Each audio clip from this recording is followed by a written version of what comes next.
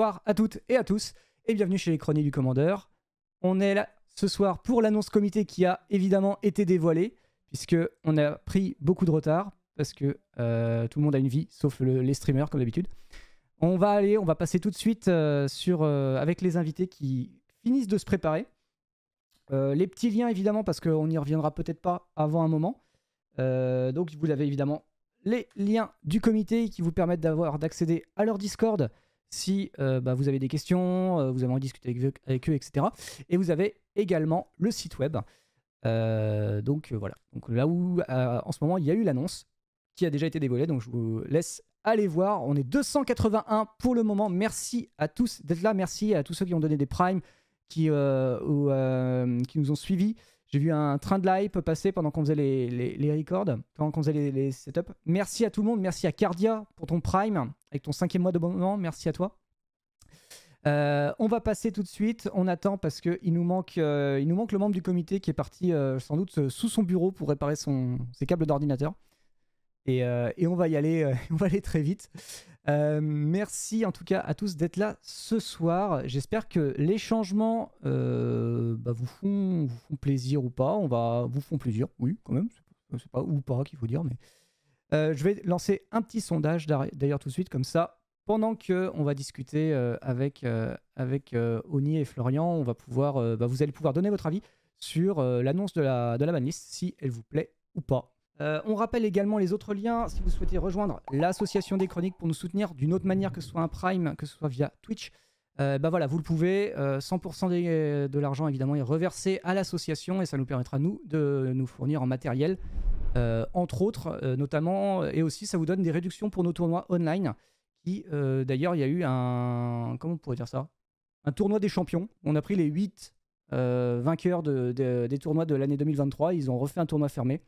Gratuit en fait, celui-là. Donc voilà, ça vous permet aussi de faire ça et on repartira sur ce même principe pour 2024.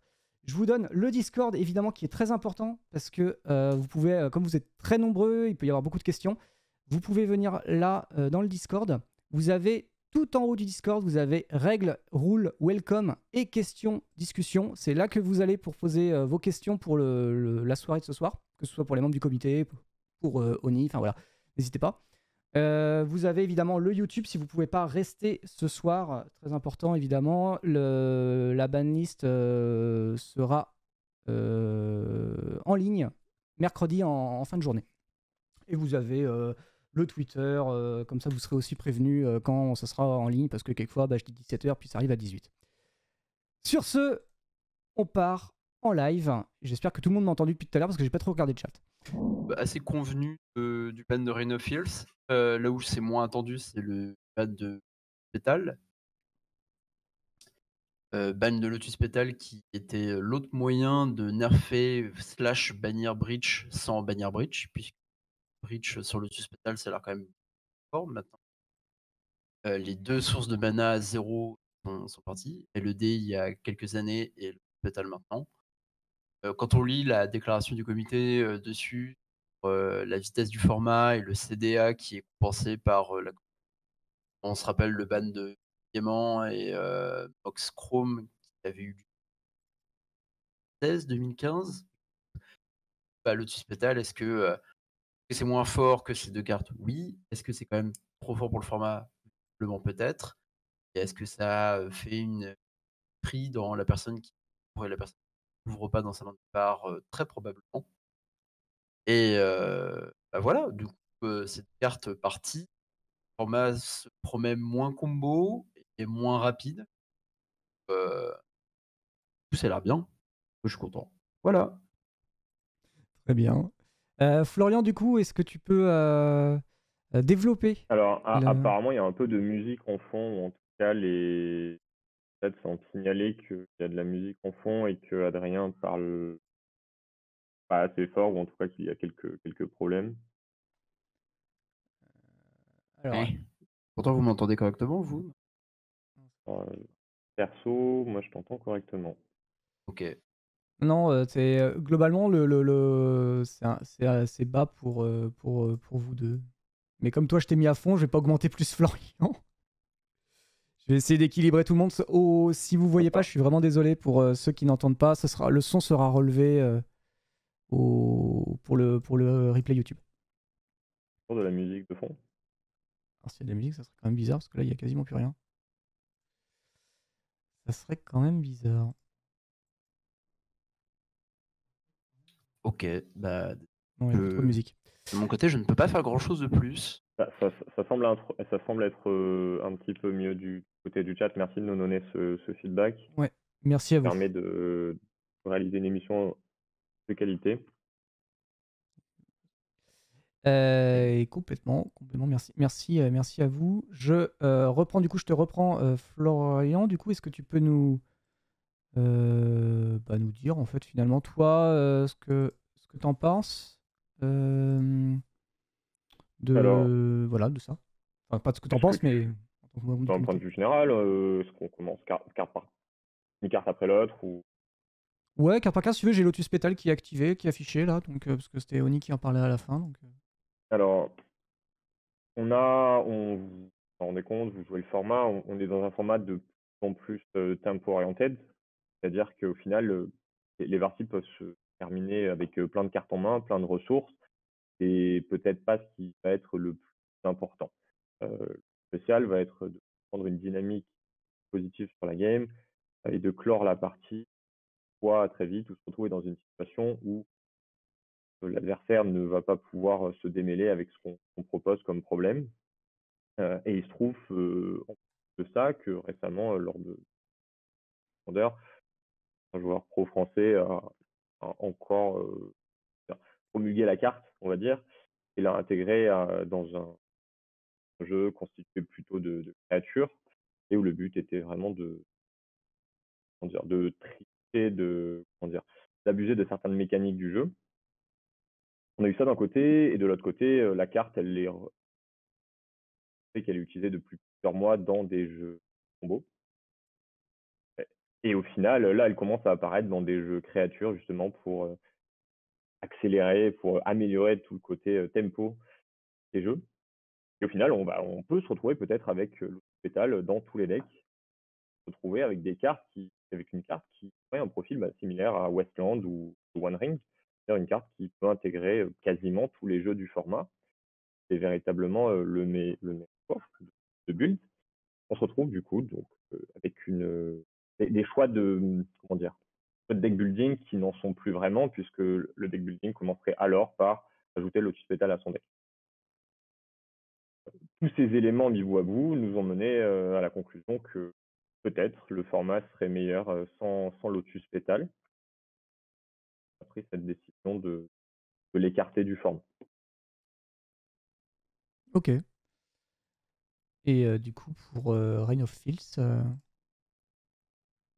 Alors, dans cet ordre-là, c'est plutôt intéressant parce que ça peut nous mener à un point crucial, c'est le fait que ces cartes soient relativement similaires dans leur effet. Et on pourrait considérer que l'annonce de ces deux cartes en même temps, c'est un peu doublon. Alors, on un petit peu réfléchi à tout ça, mais le but principal ici dans Reign of Fields, c'était d'essayer d'éviter, on va dire, les situations plan B ou de plan difficile à contrecarrer, c'est-à-dire coffrer la carte. Récemment, il y a eu par exemple le print de Forêt Oengas. Vous savez, un rituel qui, lorsqu'on génère beaucoup de mana, a tendance à clôturer la game. Et avant, il y avait l'interaction Reign of Fields Balance dans certains jeux, notamment Will du Calurus. Et l'idée derrière tout ça, c'était la problématique de comment faire en sorte pour que le combo existe même dans le format, en le laissant viable, mais en essayant d'entraver, on va dire, les plans B que peuvent avoir ces jeux et ou les façons que peuvent avoir ces jeux de partir trop vite.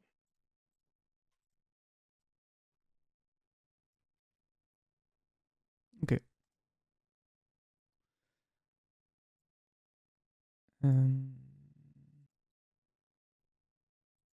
Du coup, je sais pas, est-ce que Oni, tu avais est-ce que tu avais amené des questions pour ce soir? Alors déjà, avant de répondre, je viens d'avoir le sondage qui vient de se terminer.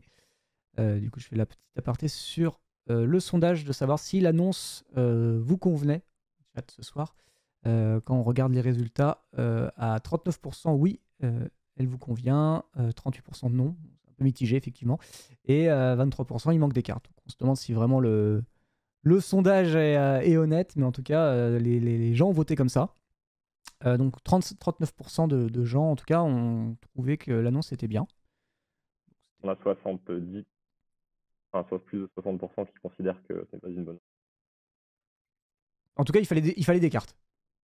C'est sur un gradient, c'est pas une bonne. Par exemple, moi, je peux dire que c'est pas une annonce parfaite. Et où est-ce que je devais voter? Et non.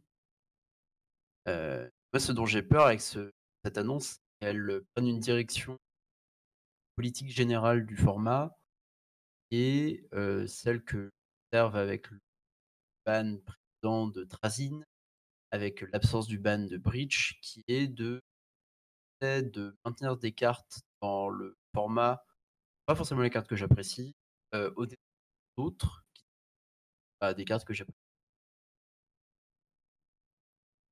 J'ai pas d'avis particulièrement si c'est une bonne ou une mauvaise chose. J'ai un affect personnel sur certaines cartes que je vois partir. D'autres non. Pas parfait, selon mon point de vue, mais je pense que c'est quand même une bonne direction générale dans laquelle ça tourne. Ok, j'avais pas compris ça au démarrage de tes propos. J'étais plus craintif quant à la direction que ça prenait. Alors, on a deux questions qui sont un peu en rapport, toutes les deux concernant Lotus. Il y a, alors je suis désolé, mais j'aurais le pseudo qui est buggé par Discord. Mais on demande pourquoi on banne Lotus alors que les guides sont encore dans le format. C'est vrai que la puissance n'est pas vraiment comparable, puisque avec comment ça s'appelle? Avec Breach, le Lotus peut revenir, mais si c'est pour un one-shot, ça marche aussi. Notamment Slim and Foot qui les joue pour amener un général plus vite. Alors, c'est plutôt une bonne question et c'est une question à laquelle nous, on n'a pas encore de réponse. Et comment dire, ce fast mana restant, ces accélérations-là, bénéfiques au format, tolérable ou pas du tout. Ici, avec Lotus Petal, on a ciblé vraiment la dimension, comment dire, générale de la carte et le fait qu'elle était accessible à tous les jeux. Récemment, et vraiment récemment, depuis l'intervention d'Eliott sur Slime Foot and Squee, moi j'ai pu voir des listes Raffine qui jouait Lotus Petal, des listes Aragorn, Jeskai qui jouait Lotus Petal, et du coup qui est aussi inclus rituel rouge. Et au final, dans les games, ça semblait au moins intéressant à pousser. Est-ce qu'on a envie d'un format avec Lotus Petal dans tous les decks? La première réponse, c'était non, pas vraiment. On a même vu Atraxa contrôle avec Lotus Petal. Alors, peut-être que ça allait assez loin, peut-être que complètement à côté de la plaque, mais en tout cas, dans cette première étape-là, c'était, on va dire, on touchait au moins, ou on préservait euh, plusieurs decks, plusieurs types de stratégies en bannissant Lotus Petal. On n'avait vraiment pas envie de se retrouver avec un format où 90% des jeux jouaient Lotus Petal. Ok. Est-ce qu'on m'entend mieux? Là, sur le micro de mon casque, qui est Non, c'est pareil. c'est pareil? Oui. OK. Oui, on m'entend mieux? Et le chat dit que c'est mieux. OK. Je suis désolé du coup, alors merci beaucoup le chat. Pour conclure, si par exemple vous cherchez les jeux qui jouent Lotus Petal sur MTG Top 8 récemment, vous allez vous rendre compte, j'ai vu évoquer dans le chat, pas forcément des jeux Breach, ça loin de là. On va vraiment avoir on va avoir une myriade de jeux au profil varié qui intègrent la carte. Du coup, ces guides spirituels, alors, soit ils se retrouvent dans des jeux où la carte en plan B, elle n'est pas très bien, un sticky figure qui peut inclure une créature, ou en tout cas des jeux qui sont limités tout simplement par les couleurs, par les couleurs de ces cartes, qui ne peuvent pas, qui n'ont pas le droit de les inclure. On se retrouve avec une position, enfin, une inclusion plus tempérée, on va dire, de ces phases. Et en l'état, ça nous a semblé, au moins dans cette rapidité raisonnable où on peut pousser dans le temps. Ouais, ça n'a pas du tout les mêmes applications. Lotus Petal déjà produit pas de mana bleu, on le verra pas dans un pack comme Atraxa. D'ailleurs, le Atraxa en question auquel tu fais référence ne joue pas le guide spirituel Elf, parce qu'il n'est pas intéressé par de la mana verte spécifiquement en début de partie, j'imagine. Ça change beaucoup de choses et il y a évidemment toutes les applications type Breach ou même All Stick Fingers. All Stick Fingers déjà ne peut pas jouer les guides par la construction de son pack, il peut pas jouer de créatures. Ça limite énormément. Il y a quelqu'un dans le chat qui parlait de Urza Saga. Le fait que ce soit un artefact a beaucoup d'applications et effectivement, c'est très compliqué de le comparer aux guides qui sont monocolorés et qui n'ont pas de récursivité offerte par différents effets. Il y avait pas mal de monde qui parlait de Sai. Sai à Lotus Petal, c'est un trigger en plus. Enfin, c'est toutes ces applications qui font, je pense, la grande différence entre Lotus Petal et les guides et qui expliquent pourquoi les guides n'ont pas suivi sur cette banlist et ne suivront certainement pas sur les prochaines. Alors on a Moebius qui dans le Discord qui pose la question de savoir si est-ce que ces bans prenaient également en compte la possibilité de monter en puissance d'autres decks combos, parce que du coup on parle des combos, du style All Stick Finger, mais je pense qu'il parle du All Rustain. Mais peut-être que c'est All Stick Finger avec Hoarding Broodlord. Je crois que la personne parle véritablement de All Stick Finger. D'accord. Oui. Bon, assez amusant, j'ai joué le jeu littéralement hier. Faire ma solitude sur mon général. Elle m'a dit « Ah, mais c'est pas le All Rustain ton général ?» Je dis C'est moins bien. C'est un peu moins bien. Il se trouve que All Stick Finger, c'est un jeu qui est un peu le vent en poupe. C'est un jeu combo qui nécessite quasiment juste de réanimer un dragon et démonique tutor et qui donne convoque au spell qu'on est allé chercher. Avec un petit peu de mana en plus dans la pool. Et à partir de là, partir en combo. C'est une carte qui a été les avis tranchés. Donc d'évoquer mon avis personnel, je vais essayer de relater les différents arguments qui ont été évoqués. On a un jeu qui est en l'état marginal en termes de présence, en termes d'apparence, on va dire, enfin, d'apparition, pardon, en français, d'apparition sur les top 8, qui est assez méconnu des joueurs. Un jeu qui peut ne pas fonctionner s'il est attendu. Il y a plutôt du mal quand il y a des interactions en face. Alors oui, ce sont des interactions dans le cimetière. Pas forcément, justement.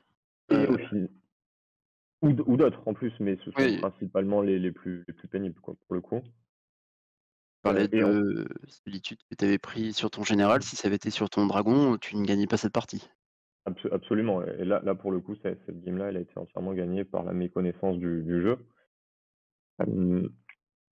Et à côté de ça, on va avoir malgré tout la réflexion sur est-ce que les jeux combos sont positifs ou non dans le format. Et sur ce point-là, les avis sont très tranchés parmi les membres votants.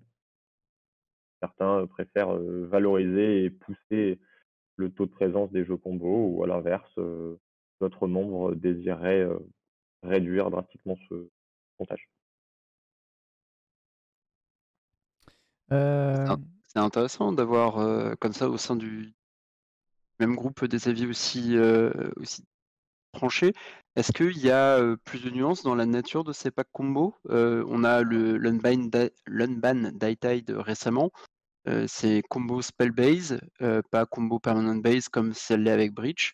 La Breach va disparaître du format. Est-ce que, c'est une volonté de la part des gens qui préfèrent combo au sein du comité d'avoir plus de decks combo, spell based et moins permanent based, avec le retrait de Breach et l'arrivée. Je pense que High Tide du coup va prendre, énormément de points, pas peut-être certainement pas mal de joueurs de Breach qui vont se rediriger vers ce pack, je sais pas.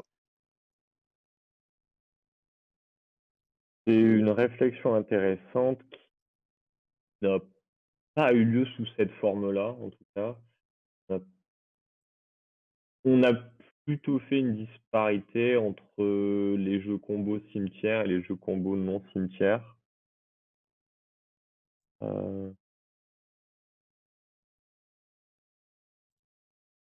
Je sais pas si dans le format, pour le coup, mis à part High Tide, on a des jeux vraiment que des spells et non des permanents pour réussir à faire une combo. À vrai Bah, dire. il y en a pas beaucoup, mais peut-être que, à force de retirer des éléments tels que Lotus Petal, ça va donner plus envie d'essayer d'aller vers ce genre de combo. On a souvent vu, des joueurs, jouer, Balance et Teferi de protection de Teferi, excusez-moi. C'est peut-être ce genre de combo qui va revenir, à la mode, des combos sur lesquels il est très difficile d'agir quand on s'appelle Slimfoot and Squee. Alors, c'est vrai qu'on l'a pas mentionné sous cette forme, mais c'est vrai que Rain of Heals plus Foreign Gas ou Rain of Heals plus Balance prend cette forme-là, et en effet, c'est une forme de combo plus difficile à affecter que des combos qui passent par les permanents, que ce soit des Animate Dead ou des Bridge, par exemple. Ouais, à titre personnel, je fais énormément le distinguo entre les combos que je peux arrêter avec Decay et les combos que je peux pas. C'est entre avec une très grande ligne, hein, Mmh. mais c'est un peu l'idée et Breach faisait partie de ces combos où, Bosé joue en main, je me sentais en sécurité. Quand je le voyais tuto, Rain of Heals, je me disais: je vais passer un sale quart d'heure parce que si c'est balance derrière, l'edge dans la game va être, très, très On difficile à retrouver». Alors, je crois qu'on a eu cette réflexion, mais sans la mentionner clairement là-dessus. Pour le coup, on OK. était conscient de ça, mais sans faire une vraie, en faire un véritable point, crucial. OK. Alors, tu as mentionné Oni, Slimfoot et Squee.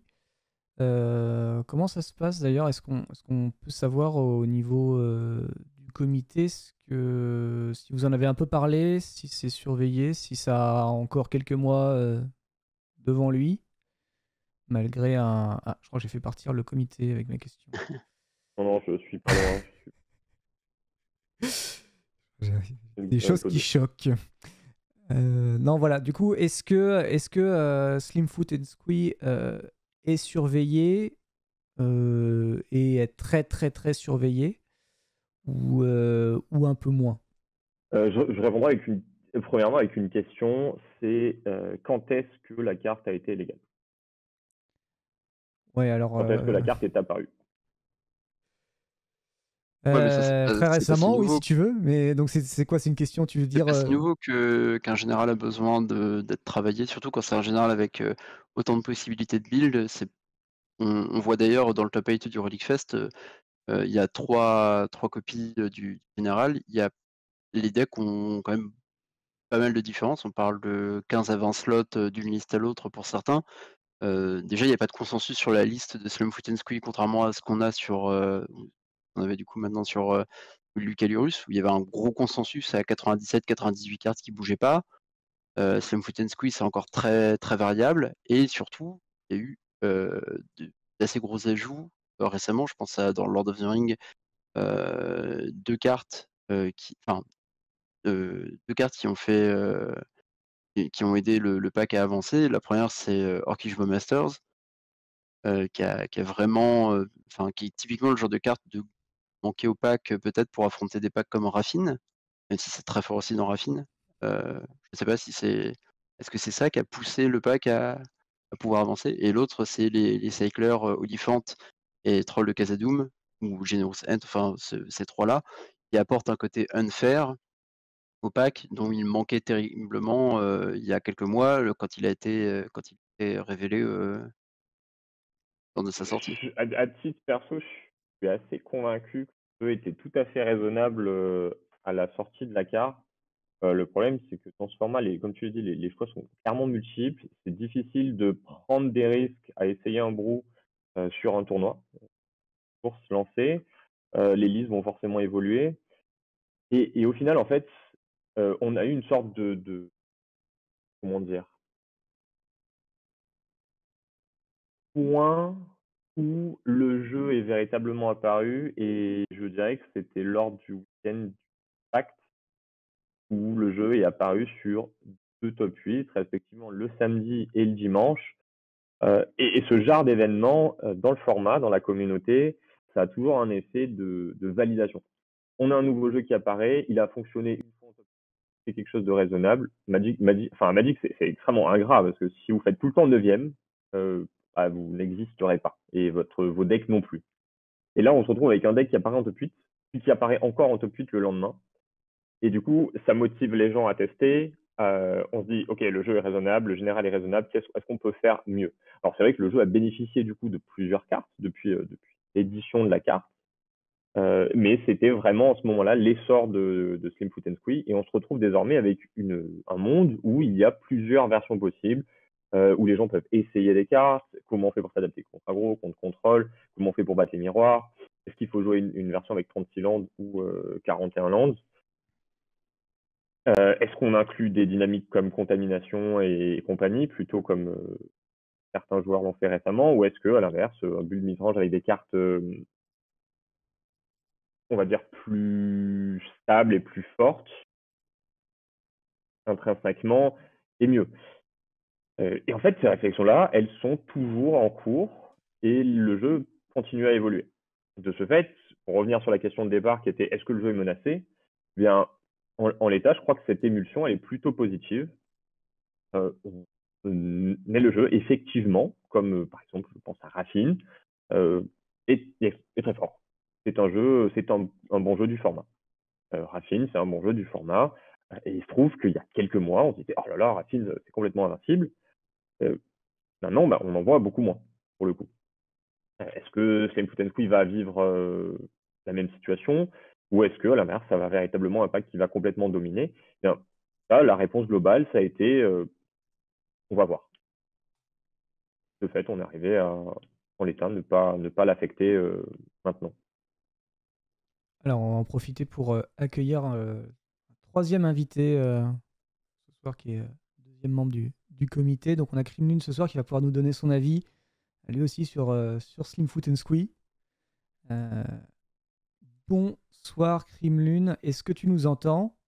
Est-ce que tu vois le chat? Est-ce que tu vois tout? Effet de pub avec Moondust qui back-to-back le tournoi du Fact. Ça a mis un projecteur de ouf sur Slam Foot Squee. C'est pas étonnant qu'il ait eu un gain de popularité, surtout que l'archétype d'orc black-green était très en retrait avec le ban de Hogak. Et les joueurs de Grist se cherchaient un peu. D'ailleurs, Grist a au final, je pense, la population des joueurs de Grist a laissé s'est transformée en population de joueurs de Slam Foot Squee. Le deck est hyper intéressant, il y a des possibilités de build qui sont nombreuses et je pense que, pour répondre au chat, cette fois-ci, s'il y en a eu aussi autant, au top 8 du Relic, c'était, d'une part d'excellents joueurs, et c'est un pack qui est puissant. Faut l'avouer, c'est un général qui a du texte et c'est pas étonnant de voir un deck puissant, remporter des parties, placer des listes en top. Et je pense aussi que c'est un pack contre qui beaucoup de monde n'était pas prêt. Ça fait des mois, voire des années qu'on mange du Raffine, du Tivit. C'est des match-ups qu'on connaît, dont les dynamiques sont connues. À titre d'exemple, nous, le jeudi soir à Paris, on n'a pas un joueur de Slam Foot Squee. J'ai pas joué le match-up avant le Zap et au Relic, j'en ai pas croisé, mais sinon ça aurait été mon 3e ou 4e BO contre le pack. Donc c'est, je pense pas, je suis pas un cas isolé non plus et je pense que pas mal de monde a pu se laisser surprendre par des dynamiques, unfair de réanimation ou par des cartes, un peu, je sais que Moondust aime beaucoup Blood Moon dans ses packs tricolores et qu'il a tendance à attraper des gens avec. C'est le genre de choses où si on n'est pas préparé, on peut se faire attraper et effectivement des cartes comme Lotus Petal accentuaient ce genre d'effet et explique aussi peut-être le ban de la carte aujourd'hui. Du coup, j'en profite, c'était la question, c'est ça, par Ouais. rapport à ce que tu as dit? Bah, franchement, je suis sur une ligne très, très proche de ce que vient de dire Ronny, hein. Je pense pas du tout que Stemfoot actuellement soit un pack problématique. Je dis pas que ça peut pas le devenir et que ça peut pas l'être dans l'absolu, parce qu'il y a jamais rien de fixé. Je pense qu'actuellement, c'est un peu prématuré et je rejoins pas mal sur les points qui ont été évoqués. C'est un deck qui est assez nouveau. C'est marrant parce que tu as évoqué le truc de Blue Moon et j'allais évoquer ça aussi. Moi, je pensais à Livingen, mais c'est un peu pareil. C'est que c'est un deck qui, comme souvent les decks midrange en DC d'ailleurs, c'est un deck vraiment très midrange, mais qui incorpore toute une portion très très unfair dans le paquet, et qui est un peu une caractéristique typique des midranges qui marchent en Commander. Souvent, le midrange pur et dur ne fonctionne pas pour des raisons de command zone, et ça donne souvent un deuxième angle. Et bah, du coup, mécaniquement, c'est vrai que c'est un deck où quand tu commences à avoir du midrange, un truc très stable, très efficace, et derrière ces trucs de combo un peu inattendus, c'est vrai que c'est une recette pour des decks qui font la surprise, quoi. C'est-à-dire que tu peux toujours passer. Il faut peut-être que je règle mon micro plus correctement. En tout cas, tu peux toujours passer à travers les decks un peu clunky parce que tu as un shell midrange très fonctionnel qui va faire très tout terrain. Et derrière, tu as en plus des plans combos qui vont te permettre d'attraper des games un peu gratuites. Et c'est vrai que ça, c'est une recette qui marche toutefois efficacement. Après, ça, c'était sur un point un peu général. Et là, je rejoignais complètement Oni.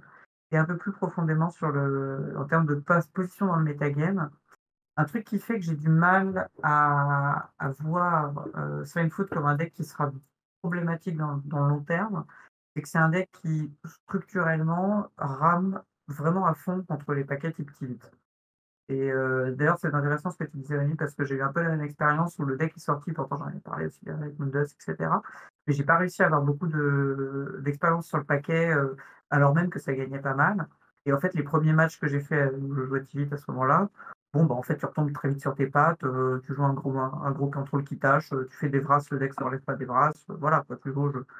Et en fait, bah, à niveau de joueur égal, ça me semble assez clair que un gros contrôle tap-out comme peut l'être Tivit, bah, en fait, tu te sens pas hyper menacé contre Foot. Donc on en revient un peu à des configurations classiques dans des formats compétitifs, c'est que même si c'est un bon deck, dans la mesure où il y a d'autres tiers 1 qui vont être soit even, soit très avantagés contre, bah, ça ne semble pas immédiatement menaçant. Ça ne veut pas dire que ça ne peut pas être écrasant. J'imagine, on a déjà dû évoquer la possibilité ou l'enjeu, disons que, par exemple, ce soit la meilleure forme d'aggro et que dans la mesure où ce soit la meilleure forme d'aggro, ça étouffe les autres archétypes. C'est une possibilité qui est réelle, qui existe. Mais disons que si ça devient toxique, ce sera plus pour des problématiques de diversité que pour des problématiques de puissance brute. Comme on a pu l'avoir, je pense que des decks comparables, des decks comme Asmo, c'était certes des questions de diversité, mais aussi de puissance brute. Là, on est plus sur l'aspect diversité si ça devait poser problème. Voilà pour en 2 mots sur le sujet. Régler mon micro comme ça. Hop. Alors, je vais reprendre certaines questions du coup, parce que tu as dit des généraux qui occupent. Du coup, on a d'ailleurs Nous qui demande si un unban de. Ça devrait être mieux là, je pense. Oui, c'est excellent même. Alors, il faut que Excellent. je le prononce correctement. Donc, est-ce qu'un unban de Asmorano, Mardi, Cadestina, Kuldakar est possible ou pas? Est-ce qu'il y a d'ailleurs il y a d'autres généraux potentiellement qui pourraient être unban? Est-ce que ça discute de ce genre de choses en ce moment? Bah, Asmo, honnêtement, c'est une carte qui n'a pas du tout été discutée récemment. Et le fait que justement que je l'aborde sur Slimefoot, je pense que c'est assez révélateur. C'est-à-dire que ça donne vraiment l'impression qu'Asmo, c'est Slimefoot, mais en too much, quoi. On retrouve quand même beaucoup de points communs. C'est un deck qui est à la fois assez midrangesque, qui va jouer avec le cimetière, qui a des synergies, qui a aussi des plans unfair. On retrouve quand même un peu tous ces éléments qui font la combinaison classique midrange unfair de Duel Commander, quoi. Et bah, une fois qu'on a mis tout ça dans la balance, c'est vrai que ça ne paraîtrait pas être un deck qui augmente la diversité du format, et on retrouverait les problématiques qu'on évoque déjà avec Slimefoot. Donc, en substance, là, c'est une opinion comme ça qui n'a pas été discutée récemment, donc je ne parle que pour moi. Asmo, ça m'a tout l'air d'être la version problématique de Slimefoot, en gros. Après, à voir. Florian, est-ce que tu as un avis sur cette carte? Sur Asmo? J'avais pas vraiment joué le jeu au moment de son ban. J'avais principalement joué contre. c'est vrai que ça avait été une décision plutôt rapide, heu, mais au vu de la dynamique des games et de ce que ça peut, engendrer à nouveau sur le tempo des parties, je suis pas certain, que ça soit très positif. Là où Slimfoot Squee a des faiblesses face au removal de masse, et aux interactions plutôt combo, typiquement des jeux comme, Reanimator, là où le jeu enfin, c'est des match-up où le jeu Slimfoot Squee va avoir du mal un petit peu à se battre. Je sais pas comment se comporterait Asmo face à ça, mais pour le coup, je crois que ça serait un unban plus risqué que d'autres. Je D'accord. vois plutôt d'autres cibles potentielles qui pourraient être profitables au format avant d'essayer Asmo. Oni, est-ce que tu as un avis sur Asmo? La carte est très bien là où elle est. Déjà parce que, comme l'ont dit, nos autres, enfin les autres invités, ça a l'air d'être la version too much, de packs déjà existants et en plus de ça, elle a un nom imprononçable, ce qui la rend vraiment pas agréable pour, les discussions, donc c'est pas plus mal qu'on en parle juste pas. Ah, ça demande de l'entraînement, ouais, c'est sûr. Euh, Bon, apparemment dans le Tu chat, as ça bluffé le chat d'ailleurs. embêté à faire des tops, il Mais fallait bien prononcer, hein. non, mais ouais, pour revenir un peu sur la présence de Slimefoot, pour la présence d'anciennement Asmorano, Mardika, Destiny, Dakar, car tu n'es pas le seul à savoir le prononcer et pour, d'autres généraux qui C'est pouvaient drôle. être, too much, et par rapport à la réflexion que disait Kremlin, ouais, ça a l'air d'être, un Slimefoot and Squeak qui est dans la bonne situation, comme, Tivit s'était illustré comme étant dans le contrôle dans la bonne mesure, là où Shurika il l'était pas du tout. Un peu Asmo qui est, le deck mid-range qui joue le board, qui est un peu too much par rapport à Slimfoot and Squee et effectivement on peut se retrouver avec, un rééquilibrage des forces en présence, dans les différents archétypes. Là, moi ce qui m'inquiète, c'est effectivement un recul très, très fort, de combos avec des cartes, puissantes, et même si j'ai longuement milité, pour un retrait de la vitesse d'exécution de Breach, notamment via Reign of Fields, je ne m'attendais vraiment pas à voir les 2 arriver en même temps et malgré l'unban Tide, je ne sais pas quelle est la présence de combos à venir dans le format. Étant un fervent défenseur des packs combos, et jouant un des packs, du enfin un des packs combos du format, j'avais pris un ban, enfin j'avais. Le pack avait pris un ban sur une carte qui était effectivement peut-être un peu too much et aujourd'hui on a Reign of Fields, peut-être un peu too much, Lotus Petal qui est une carte peut-être un peu too much. Est-ce qu'il y a pour le comité, d'autres leviers que ces cartes qui dépassent un peu trop? Je pense notamment au Tutor et notamment Démonic Tutor, Ouais. qui est une carte qui est souvent discutée. Est-ce que rendre les packs combos moins redondants, mais aussi forts dans les sorties où ils voient les bonnes cartes, ça permettrait pas d'avoir un peu le phénomène réanimateur en Legacy où game 1, bah, tu te fais T1 et après tu dis: «Ah oui, au fait, bon, il joue ça et on va jouer un peu plus sereinement post-side et bon, j'ouvre la porte vers les discussions du side, faites-en ce que vous voulez». Bah, de fait, ce que tu abordes, c'est des choses qui ont été beaucoup discutées, hein. La question de j'imagine qu'il y a déjà beaucoup de choses qui ont été dites, mais il y a beaucoup de enfin, ça fait partie des solutions qui sont arrivées très proches, on a beaucoup échangé là-dessus. C'est complètement envisageable et le truc étant que une carte comme, DT ne se résume pas à son usage dans combo. Il y a une conséquence, on va dire, qui sera en faveur et une conséquence en défaveur de son ban. La conséquence qui serait en faveur de son ban, c'est justement que ça ne se limite pas à combo et donc ça fait partie de ces cartes très puissantes, qui seront, complètement listées, par défaut dans tous les decks qui peuvent le jouer. Mais ça joue dans l'autre sens aussi, qui est que ce genre de cartes extrêmement puissantes et polyvalentes, ça fait aussi partie des cartes qui renforcent les decks un peu en dessous. Et ça, c'est quelque chose qui est assez intéressant à souligner. C'est que c'est un truc que enfin, sur lequel je suis assez, comment dire? Peut-être, «politiquement incorrect» entre guillemets, mais sur lequel je suis assez enfin, que je trouve assez intéressant, c'est que l'augmentation du power level des cartes non structurelles, en moyenne, c'est un truc qui lisse plutôt le format dans le bon sens. Dans le sens qu'un bundle de cartes puissantes, de base, ça assure un certain power level de base, un certain nombre de decks. Parfois, ça peut être problématique. Il y a eu beaucoup de discussions, par exemple, autour du Shell Esper. Est-ce que c'est trop? Est-ce que c'est pas assez? Mais, pour prendre un exemple tout bête, quand tu joues aggro aujourd'hui, par exemple, tu joues Boros, tu joues Yoshi-Boros, je prends l'exemple basique, tu manques de removal qualitatif. Si aujourd'hui il y a un deuxième Sorto Clochère qui sort, bah, tu joueras un deuxième Sorto Clochère. Ton deck sera pas fondamentalement changé, mais il sera un peu plus qualitatif. Si aujourd'hui, tu joues Esper et qu'il y a un deuxième Sorto Clochère qui sort, bah, tu vas sûrement le jouer, mais tu vas remplacer Exterminate. Ou alors tu remplaceras un removal un poil moins bien, mais pas fondamentalement différent. Et DT, il fait un peu partie de ces cartes qui sont compliquées à évaluer. Je dis bien compliquées, c'est-à-dire que j'ai pas un avis définitif sur le sujet, parce que justement, ça renforce aussi des decks moyens. Ça permet à des decks un petit peu plus, justement, comme tu dis, de donner aussi de la redondance, de la récurrence à des paquets, et ça fait un peu partie de l'enjeu aussi. De toute façon, Combo en singleton, il a de toute façon cette problématique. Cette problématique qu'il y a un problème de récurrence, de régularité, parce que tu vas avoir besoin de cartes clés, et que ces cartes clés, il faut que tu ailles les chercher. Et donc, toucher à des enablers, c'est un peu plus intéressant que toucher à des tutors. Parce que quand on touche aux enablers, en fait, on oblige à repenser le paquet, à le reconstruire autrement, en le gardant une possibilité de redondance. Alors que quand tu touches au tuteur, bah, tu tombes avec un deck qui va avoir plus de variance. Encore une fois, c'est une discussion qui est ouverte, mais les éléments de réflexion autour de DT et des tutors en général, c'est ça. Parce que justement, comme tu le soulignais, Combo a toujours une position qui est un peu bizarre en Duel Commander et qui est toujours un peu trop ou pas assez. Et la régularité dans les sorties, elle passe justement par l'accès à un certain nombre de tuteurs.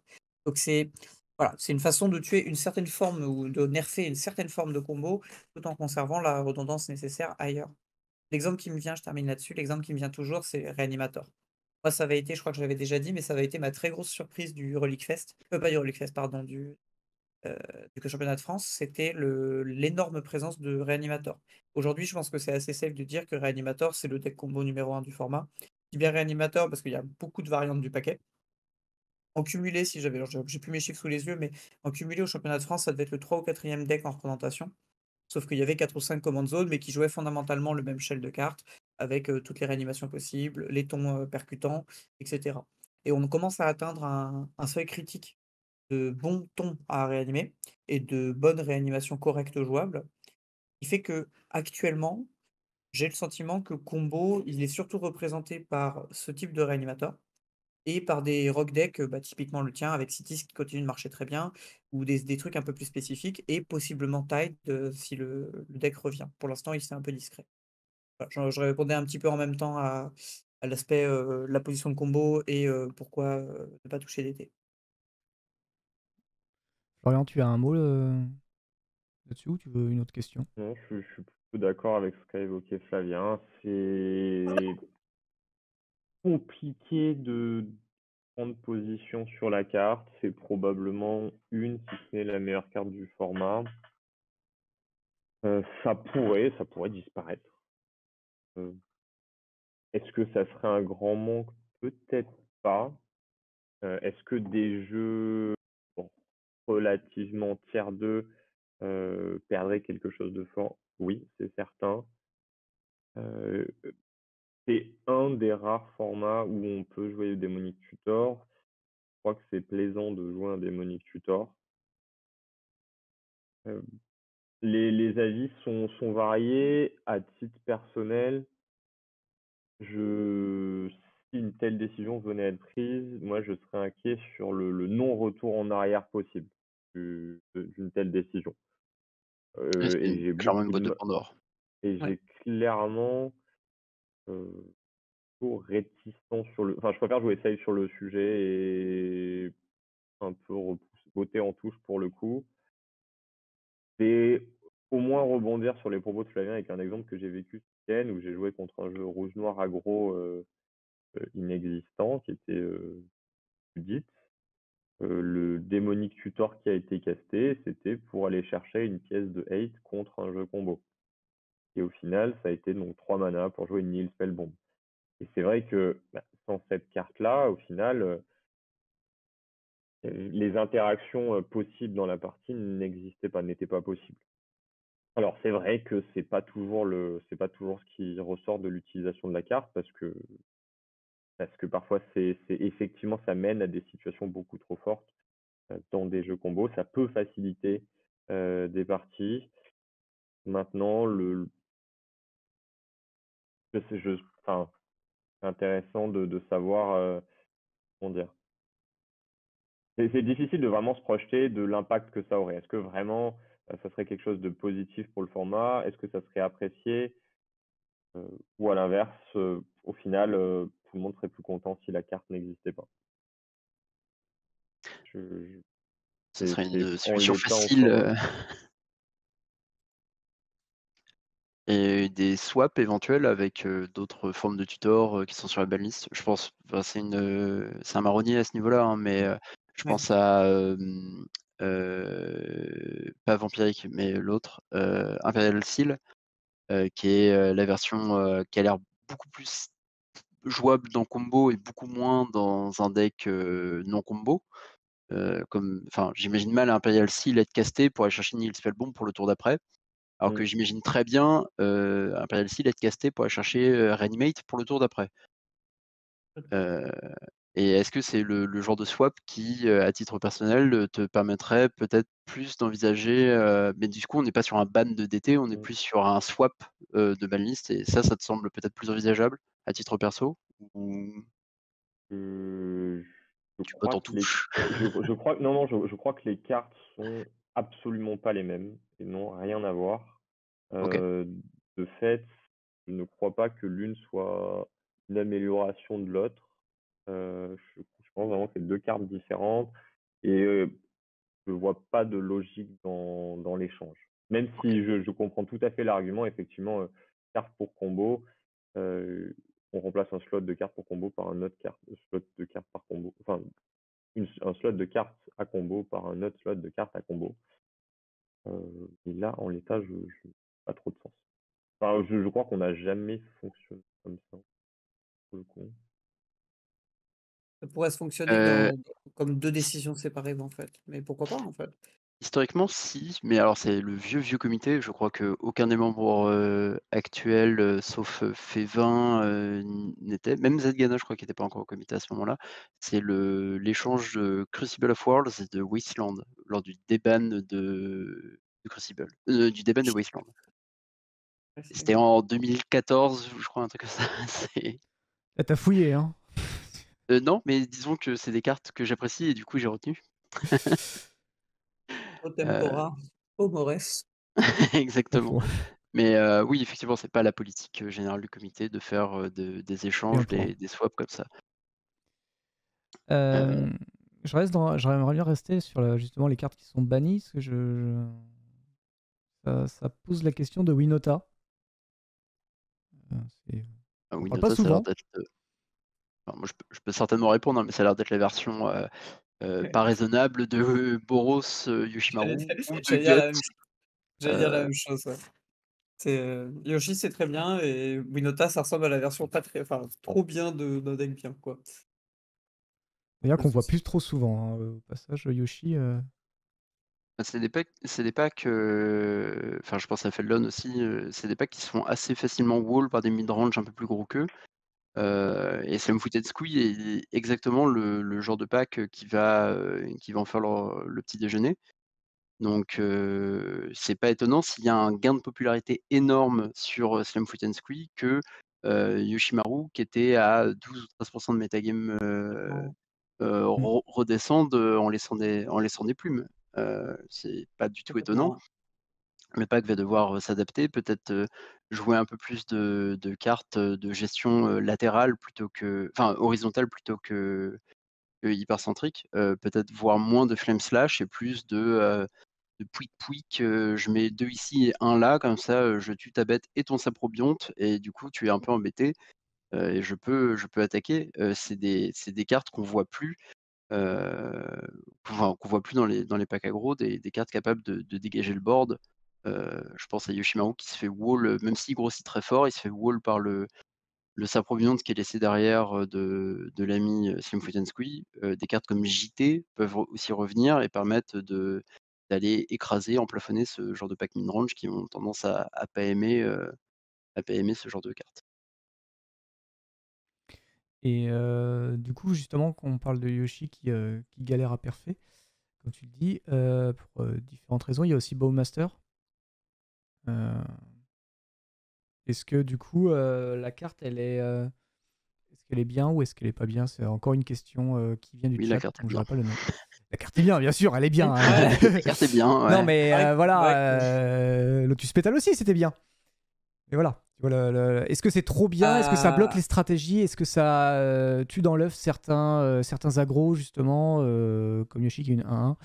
Après, tour 1, il y a c'est toujours pareil, hein. Oui, C'est que bien sûr, il faut l'avoir en c'est en main, fait, faut tout ça, quoi. ça fait alors la carte Faut ne commencer. sera pas là, enfin, la carte, à mon avis en tout cas, n'est pas une carte qui va détruire un deck comme, Yugi, c'est hyper puissant, on est bien d'accord. Ça, c'est pas le sujet. C'est plus que en fait, Bowmaster, c'est exactement dans la pile des cartes, vraiment très, très puissantes et que tu vas jouer dans 95 des paquets qui peuvent les jouer. Mais en même temps, c'est pas clair que ce soit trop.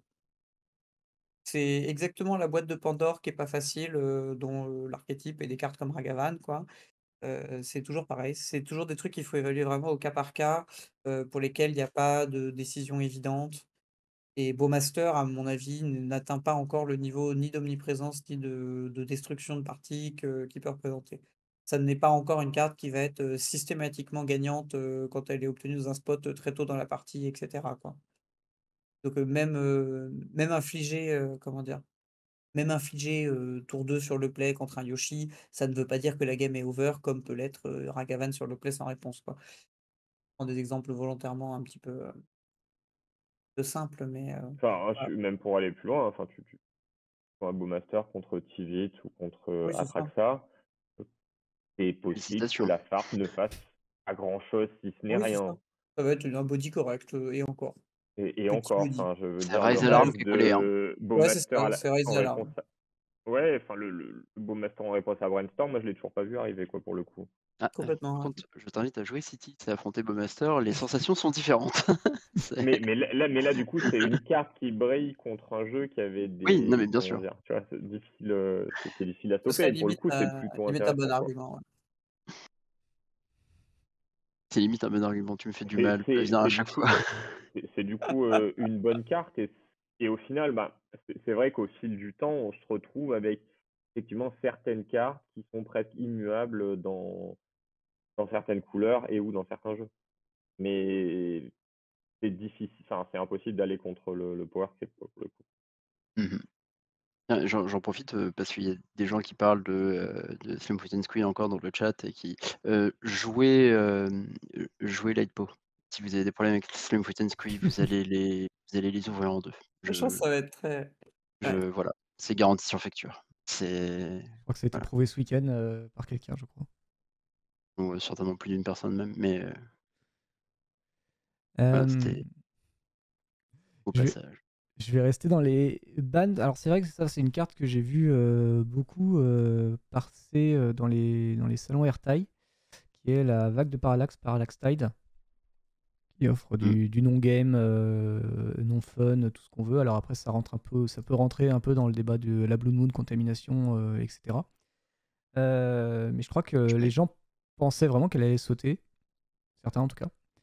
Est-ce que vous ne avez... m'étonnerait pas que la carte soit discutée, mais de là à la voir partir, la carte est jouée dans un deck et demi. Je considère Aminatou comme le demi-deck, restant.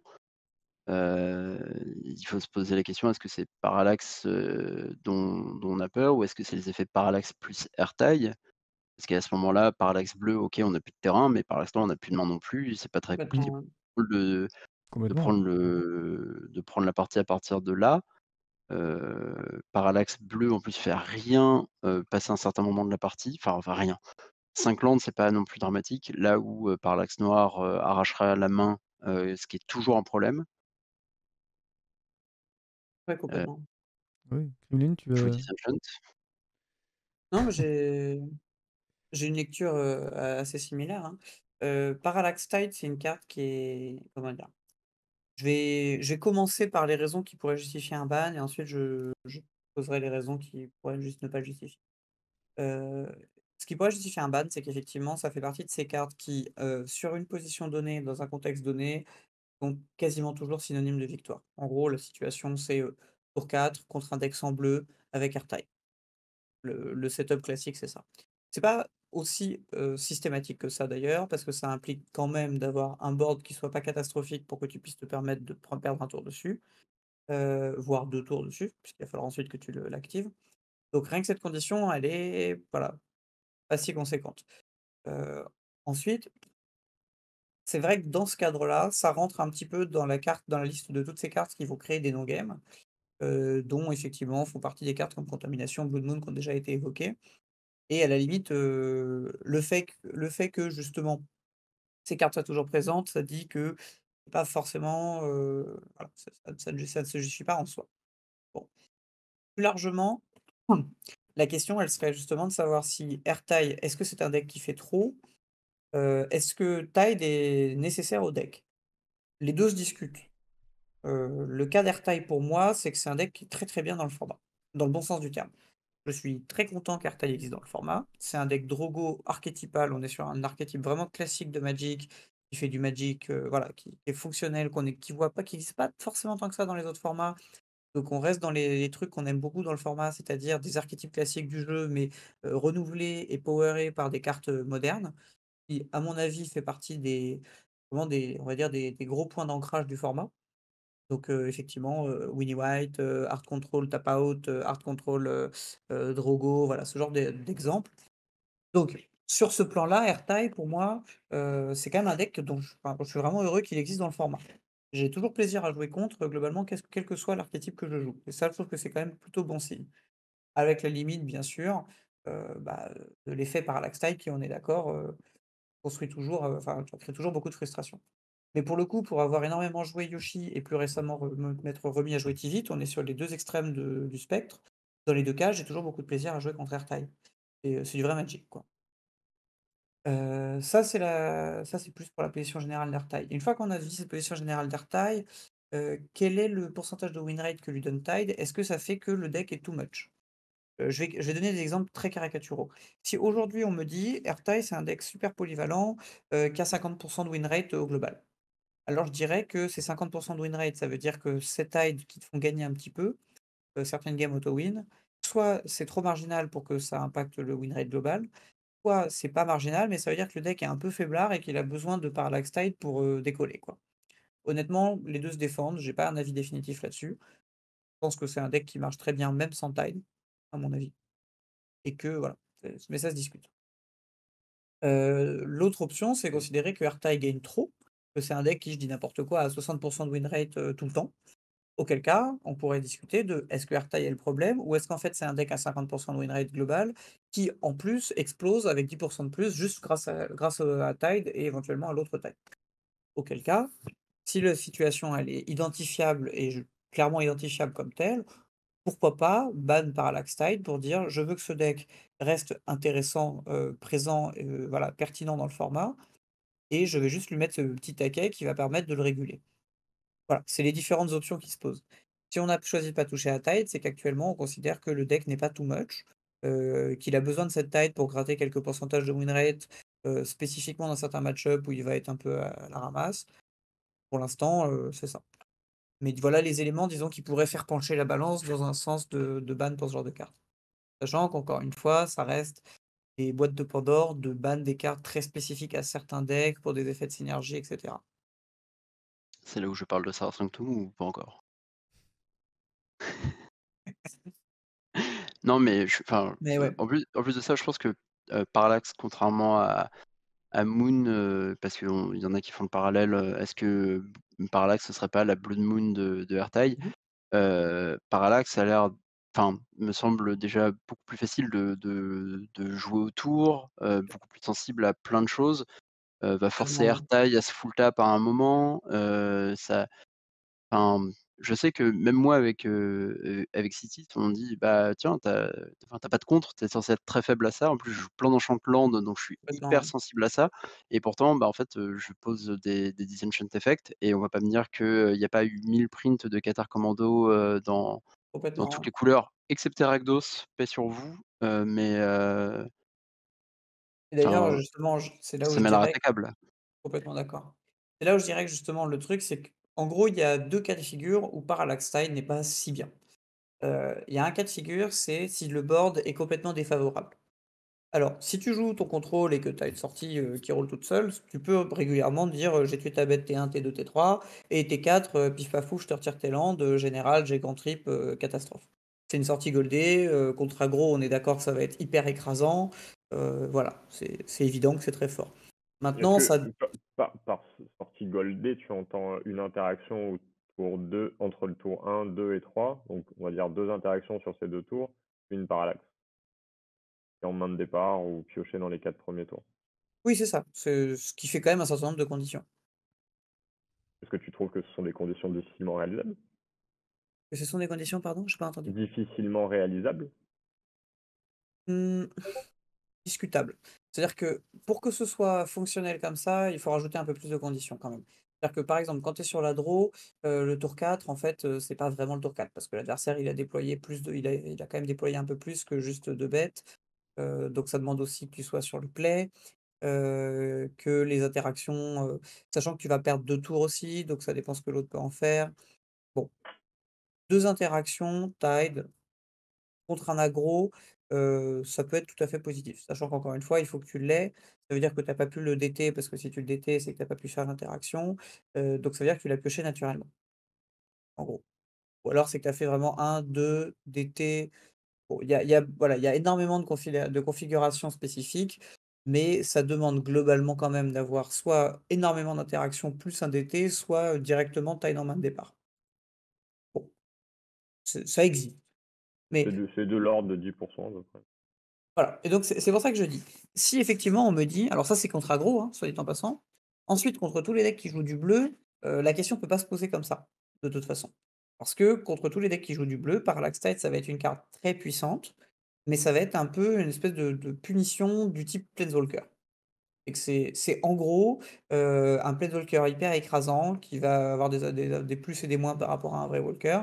Mais globalement, c'est un Planeswalker hyper écrasant, quoi. C'est une carte qui va être, insane, mais qu'il faut pouvoir résoudre et qu'il faut ensuite pouvoir activer et jouer ton général sans que l'adversaire puisse à nouveau interagir. Donc ça reste hyper puissant, mais c'est pas non plus, c'est pas le même niveau de stupidité. Donc pour moi, Tide, c'est vraiment écrasant contre les decks sans bleu, contre lesquels tu as pu bien interagir. Après, c'est là où je disais, une fois qu'on met tout ça dans la liste, si on se constate qu'on a à peu près 10 de game où c'est effectivement ce qui se passe et que ça veut dire que le win rate de AirTie contre aggro, au lieu d'être, par exemple de 45 ou 50, en fait, il est tout le temps de 60, bah oui, là, on peut discuter, est-ce que ça mérite de faire un ban ou pas? Sincèrement. Je ne suis pas fondamentalement opposé au ban de Tide, je donne juste les éléments qui font que ça pourrait me faire pencher dans un sens ou dans l'autre. Là, c'est plus des éléments de réflexion. Personnellement, de toute façon, je pense que je sais que je suis un enfin, j'ai pas vraiment la réputation d'aimer ce genre de carte, hein. Je pense pas surprendre grand monde, donc c'est pas vraiment une carte sur laquelle j'irai pleurer le jour où on la banne, ça me dérangerait pas du tout. Mais il faut quand même poser la question de voir, quels sont les arguments qui pourraient aller dans un sens ou dans l'autre. Voilà, c'était Évidemment, plus, pour faire l'avocat du diable. c'est ça. Là, c'était plus, food for thought qu'une vraie position personnelle et ça permet de montrer un peu comment est-ce qu'aussi on raisonne et comment on travaille sur ces questions, quoi. Ouais, les visions de chacun sont plutôt différentes sur, quasiment l'ensemble de ces cartes-là, de ces effets-là, et en l'état, aucun consensus n'a été trouvé. C'est ça, tout à fait. Je vois une question qui est posée là dans la foulée, j'y réponds parce que ça va assez vite. La question de Wash Away qui vient Mmh. d'être posée. Wash Away, je ne dirais pas que c'est problématique par la nature de notre format. C'est une bonne carte de par la nature de notre format. Problématique, c'est un peu excessif. Ça reste une carte c'est une double carte en fait, hein. C'est, pour un contrer un général, pour 3 cancel. Alors, pour un contrer un général, c'est très puissant. Cancel, c'est quand même vraiment très, très faible. Donc c'est une carte qui est puissante. Mais qui reste, si on compare à Bowmaster par exemple, en termes d'ordre de priorité, si on a évoqué Bowmaster tout à l'heure, la puissance brute de Bowmaster est très supérieure à celle de Washaway par exemple, y compris dans le format. Je vais le formuler de façon un peu bête parce que je sais bien que c'est pas comme ça qu'on raisonne, mais, on aura tous beaucoup plus perdu de partie sur un Bowmaster au bon moment que sur un Washaway au bon moment, voire sur un Bowmaster tout court que sur un Washaway tout court, quoi. C'est une carte qui n'est même pas d'un si haut niveau de puissance au global. Ouais, c'est une bonne carte, hein. Pas de souci. Euh, Alors, j'ai deux questions. J'en ai une de Zooz. Alors, du coup, j'espère que vous avez de bonne mémoire parce que c'était donc à l'instar du Tiny Leader à l'époque, ne serait-il pas possible d'avoir une blank card Rakdos pour obtenir des combinaisons Rakdos avec du blanc ou autre, par exemple? Alors, je sais pas si des gens ont fait du Tiny Leader à l'époque. Alors, j'ai été au comité Tiny Leader, donc Voilà. je peux en discuter un peu. La problématique du Tiny Leader était très très différente. Le Tiny Leader, par sa construction de format, donc pour ceux qui connaissent pas, c'est un format où toutes les cartes doivent avoir une mana value de 3 ou moins. Et avant l'avènement des partenaires, et et avant même le print de Léovold, donc ça date un peu, il n'existait pas de général qui permettait de jouer Sultai en Tiny Leader. Ça n'existait juste pas, donc il y avait une blank card qui avait été créée qui coûtait, 1 mana de chaque couleur en Sultai qui était 3/3 et juste elle était légendaire et elle s'appelait Sultai Commander. Par la suite, il y a eu, l'arrivée de Partner, il y a eu du coup des combinaisons qui ont été faites et le comité team leader a voulu, permettre, que toutes les combinaisons tricolores de Partner, soient possibles. Or, avec le ban de Vial Smasher, le le team leader, heu, aurait pu créer du coup un général Rakdos blanc partner pour permettre la tricolorité, à partir de Rakdos. Mais en vrai, c'est même pas forcément vrai puisque tu peux faire par exemple, rouge et bleu-noir et ça fait quand même, Grixis par exemple. Du coup, il y a pas besoin, de ça. En DC, c'est pareil, si tu veux jouer une tricolorité partner, tu as le même phénomène. Tu peux toujours jouer, et là, par exemple, je vois quelqu'un qui dit Yoshimaru. Oui, mais en fait, le problème, c'est que tu veux jouer Yoshimaru avec du Mardu. C'est pas que tu veux juste jouer Mardu, parce que si tu veux jouer Mardu, tu peux. En Tiny Leader, on avait le problème de ne pas pouvoir jouer Sultai. Mmh. Il n'existait pas de général Sultai. Donc c'est vraiment des cas très, très différents, je pense, de par, la nature du format et que, du coup, bah, ouais, il y a des colorités qui sont faibles en DC, qui attendent, de trouver leurs généraux et d'ailleurs des cartes qui attendent de trouver leurs généraux pour être discutées dans la banlist, hein. Je pense à Oko dont on discutait il y a pas longtemps. Oko, c'est une carte, si elle était, dans les couleurs Esper, elle serait bannie, je pense. Aujourd'hui, elle ne l'est pas, du coup, elle est un peu, cachée derrière, l'attente d'un général, qui permettrait de shine. Et en attendant, bah, voilà, il y a quelqu'un qui dit Grixis, Grixis, c'est des trucs qu'on voit pas beaucoup, dans le format. Je pense à Naya, en dehors de Marat, qui a eu repris un spotlight de la part de Moondust. On avait complètement, pas vu de Naya pendant très longtemps. Il y a eu Yoshin Naya, et en fait, voilà, il y a des colorités comme ça qui disparaissent parce qu'elles ont pas de généraux et que tous les autres en trouvent, sont meilleurs et bah, à la fin, on peut pas jouer non plus les, 31, colorités, enfin combinaisons de colorités différentes dans le format équitablement en permanence. J'espère en tout cas que c'est pas, la volonté du comité de faire en sorte que ce soit tout le temps, équitable, que tout le monde ait ce 3,5 pour Ouais. tout. Est-ce que le comité veut répondre à cette question? Cette Non, demi-question. je trouve c'est très pertinent. La comparaison avec le Tiny a été, à mon avis, c'est parfaitement dessus. C'est des situations qui sont vraiment trop différentes pour être comparables en l'état. On essaye quand même, autant que faire se peut, de pas s'éloigner trop de nos structures usuelles de Magic, quoi. L'exemple de Partner n'a pas vocation à être, voilà, reproduit à l'infini. Donc non, je trouve que c'était tout à fait ça. Alors, j'aurais une question sur un déban de Breya. Personne n'a sans doute pas joué Breya à l'époque.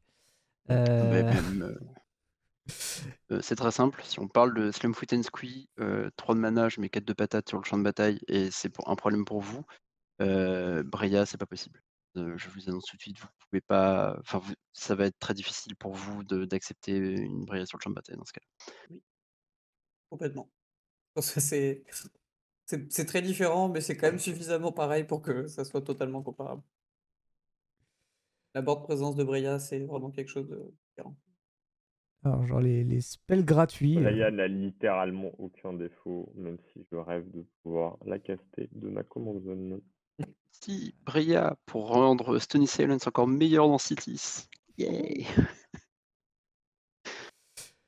À croire que ça n'a pas suffi il y a 6 mois, est-ce qu'un ban de sort gratuit type force de volonté est envisageable?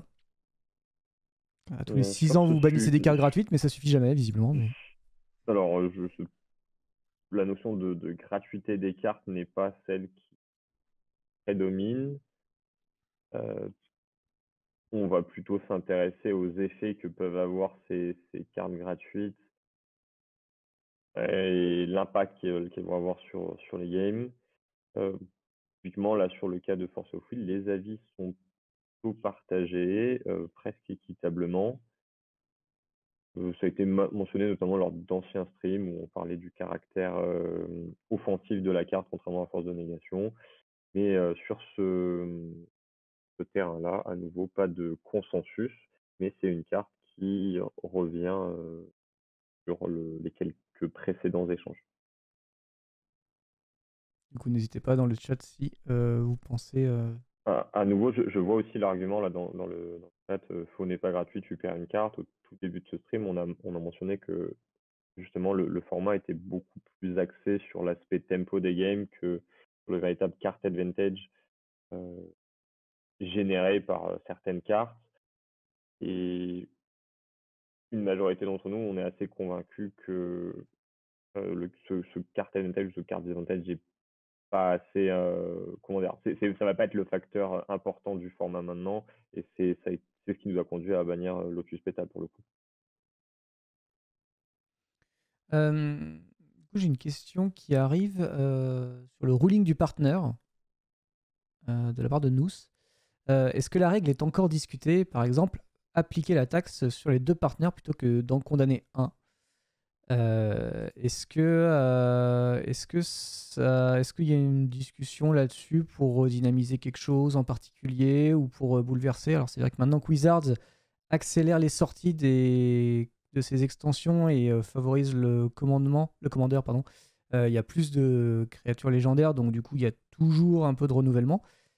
Si jamais, par exemple, ça venait, peut-être que vous en discutez déjà, hein, j'en sais rien, mais si vous en discutez pas et que le format commence à être peut-être un peu plan-plan sur des sorties de généraux, tout ça, est-ce que ça serait quelque chose qui pourrait être évoqué pour redynamiser en fait le building, en fait, la Alors, je motivation des vais, gens? je vais répondre assez clairement là-dessus. Je pense que cette décision partenaire, sans exagérer, est probablement une des décisions sur lesquelles on a eu le plus de retours positifs de l'histoire du comité, en tout cas de ces dernières années, pour être raisonnable. Ce qui pour moi n'était, je vais être tout à fait franc, hein, n'était pas du tout une évidence. Et enfin, ça a été une, décision qui était complexe, on a énormément parlé, on avait beaucoup d'options différentes, on a eu, enfin, il y a eu, un gros niveau d'investissement et gros niveau de réflexion sur ce truc-là. Et actuellement, l'écrasante majorité des personnes à qui je parle, trouvent le fixe, en fait, extrêmement satisfaisant. Je pense qu'on est dans une situation où c'est pas idéal, mais ça fonctionne parfaitement pour ce qu'on cherchait à faire, donc pas nécessairement besoin de remuer quelque chose qui fonctionne bien. Ce que la question évoquait, ou je sais plus si c'est Hmm. toi qui disais ça, Ragan, le truc, c'est qu'actuellement aussi, le Wizard est absolument en train d'augmenter la cadence, ou en tout cas de continuer à intervalles réguliers de produire du partner. Ou des Donc, formes ou des similaires de formes, partenaires. alternatives de partenaires. On a encore eu le perroquet il y a pas longtemps, on a eu les, comment c'était le précédent? J'ai oublié le Les nom que ça partner portait, with, mais mais ouais. ouais, enfin, il y a eu encore plein d'équivalences, succession. Et les Ne docteurs. serait comment c'est nos anneaux, oui, c'est ça, les docteurs, merci. Il y a eu le système de docteurs, il y a eu le Seigneur des Anneaux, on a eu les partners Wiz avec Frodon, et cetera. Voilà, je pense qu'il y a une grande partie de tous ces paquets, enfin de tous ces pairs, si on avait pu y accéder avec l'ancienne règle de partenaire, c'est clair que ça aurait été encore des successions de bans, en pagaille, et ça aurait été, extrêmement désagréable pour tout le monde, quoi. Donc on en revient au truc qui est, actuellement ça marche très bien, ça résout parfaitement le problème qu'on voulait résoudre, et de ce côté-là, c'est un peu une victoire, hein, on peut le dire. C'est que cette règle, elle nous a épargné quand même beaucoup de bordel. Pour dire les choses très clairement, elle nous a épargné beaucoup de problèmes. Donc aucune raison de remuer quelque chose qui fonctionne. Et la densité des sorties est telle que je doute qu'on ait un moment d'abattement et de manque de deck building, quoi. Flame Foot, c'est un et puis on a encore eu des discussions là-dessus récemment. On peut discuter, est-ce que le format atteint un niveau de saturation? Est-ce qu'on arrive à un niveau de, comment dire? De solution, quoi? Est-ce que le format est résolu? Bon, bah, comme le disait Oni tout à l'heure, Slime Foot and Squeeze, ça a été un sleeper. Le deck, il a pas été touché pendant des mois. Soudain, Moondust a popé, il a gagné 2 tournois de suite. Bon, bah, le deck maintenant, il s'est installé, il est très fort. Je suis absolument persuadé qu'il y a encore beaucoup de sleepers à côté et voilà, je pense qu'il y a pas mal de trucs, que j'aurais probablement envie de tester, builder, bricoler, au fur et à mesure. J'ai des demi-listes qui traînent un peu partout de plein de trucs bizarres. Bon, puis à un moment donné, on n'a pas le temps de tout faire, ce qui est plutôt bon signe, quoi. Le fait qu'on n'ait pas le temps de tout tester indique qu'il y a une densité de sorties et de tournois aussi qui est conséquente. Et est-ce que ça vous fait pas peur, vous, en tant que comité, d'avoir, autant de slippers cachés et un une comment dire? Une certes régulière, annonce de banlist tous les 2 mois, mais voilà, si demain, Mmh. on a de nouveau un effet Inala, est-ce que pour rappel pour, Inala, c'était sorti et ça avait massacré tous les tournois et on comptait les jours, jusqu'à Ouais, complètement, l'annonce ouais. suivante. Est-ce que ça vous fait pas un peu peur d'avoir autant de sorties? Est-ce que vous vous sentez, at size, de la tâche qui vous incombe? Ou est-ce que, il y a des réflexions? Je sais que vous avez des consultants. Est-ce qu'aujourd'hui le comité se sent, à la bonne taille et à la bonne structure pour, affronter ces problématiques? La réponse courte, c'est oui. Après, il y a forcément beaucoup de choses à prendre en compte. 2 mois, c'est quand même un équilibre, qui nous convient finalement assez bien. Ça laisse à la fois le temps de voir des choses, enfin c'est un équilibre, on va dire, pratico-pratique qui marche assez bien. Heu, Au pire, 2 mois de durée sur un truc catastrophique, ça va. On n'a pas eu de vraie catastrophe depuis quand même assez longtemps. Sur le Je le Sticky dis, Fingers? alors Sticky Finger, ça a été une vraie problématique. Je suis d'accord. Ce n'est pas le pire qu'on ait eu, mais ça restait une vraie problématique et ça a duré 2 mois, quoi. Oui, Même un petit peu moins, le temps que les gens s'en un rendent compte, le temps que et Mm. cetera. un peu Donc plus en réalité, mais oui. C'est intéressant que tu mettes la phrase au passé. Pas tout à fait d'accord avec ça. oui, je suis d'accord, le deck peut complètement encore être problématique et c'est une vraie discussion à avoir, je pense. Complètement. Complètement d'accord. Je pense que c'est d'une command zone de toute façon qui Mm. est bon, c'est la Mm. discussion qu'on a eue à l'époque, est-ce que c'est une Je command zone à cibler? Est-ce que c'est une command zone, où il faut cibler les cartes? La discussion reste ouverte et si le deck semble revenir en force, je voilà, c'est la question se pose je vraiment. renvoie au replay il y a 6 mois ou 8 mois maintenant, au replay de ce même stream où on disait enfin, où je défendais un ban, ou de OSF, ou à l'époque, de Dévorateur Phyrexian et non pas de Trazyn, Complètement, que je trouvais être ouais. une carte intéressante. OSF est pas un général, très, très, c'est un général incroyable, mais que je trouve pas hyper intéressant, car justement il gomme beaucoup trop de problèmes, enfin de Je suis complètement d'accord. il gomme beaucoup trop de choses dans le format, en termes de singleton, de variance et cetera, et Si je dis pas de bêtises, le OSF, ça devait être 2 ou 3 mois, quelque chose comme ça, avant la coupe de France, ouais, chronologiquement, c'est je pour ça que je sais. dis 8 mois, mais de tête c'est 6 mois ou 8 mois. Ouais, C'était en début d'année. Enfin, j'étais un peu je en dessous. Alors je justement, tu vois pourquoi je dis ça? C'est que au moment où on se posait la question pour OSF, le raisonnement était aussi que OSF, ça permettait d'avoir un réanimateur dans le format qui soit, un peu, bien déterminé.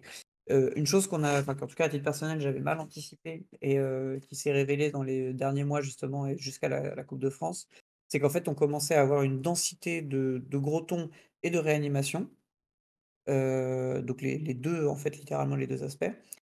Qui font qu'aujourd'hui, Reanimator, c'est un deck qui fonctionne bien, quelle que soit la command zone qu'on veut lui donner. Donc en fait, c'est vrai que la question se pose. Est-ce qu'on a encore besoin d'OSF? Est-ce que Sticky Fingers maintenant, bah, en fait, on peut pas juste considérer que c'est, un reliquat quoi, que c'était trop puissant, mais que ça remplissait un rôle, mais que le format a suffisamment gagné en maturité pour qu'on ait plus besoin de ce rôle? C'est complètement possible et je pense que ça à titre personnel, ça fait partie des cartes, exactement comme d'autres, où je pleurerais pas sur son sort, quoi. Ça casse un peu trop ce de principe de jeu, on est d'accord. Une espèce de tutor, Buried Alive Command Zone, on est d'accord que c'est un red flag sur la tête, qui est gros comme une maison.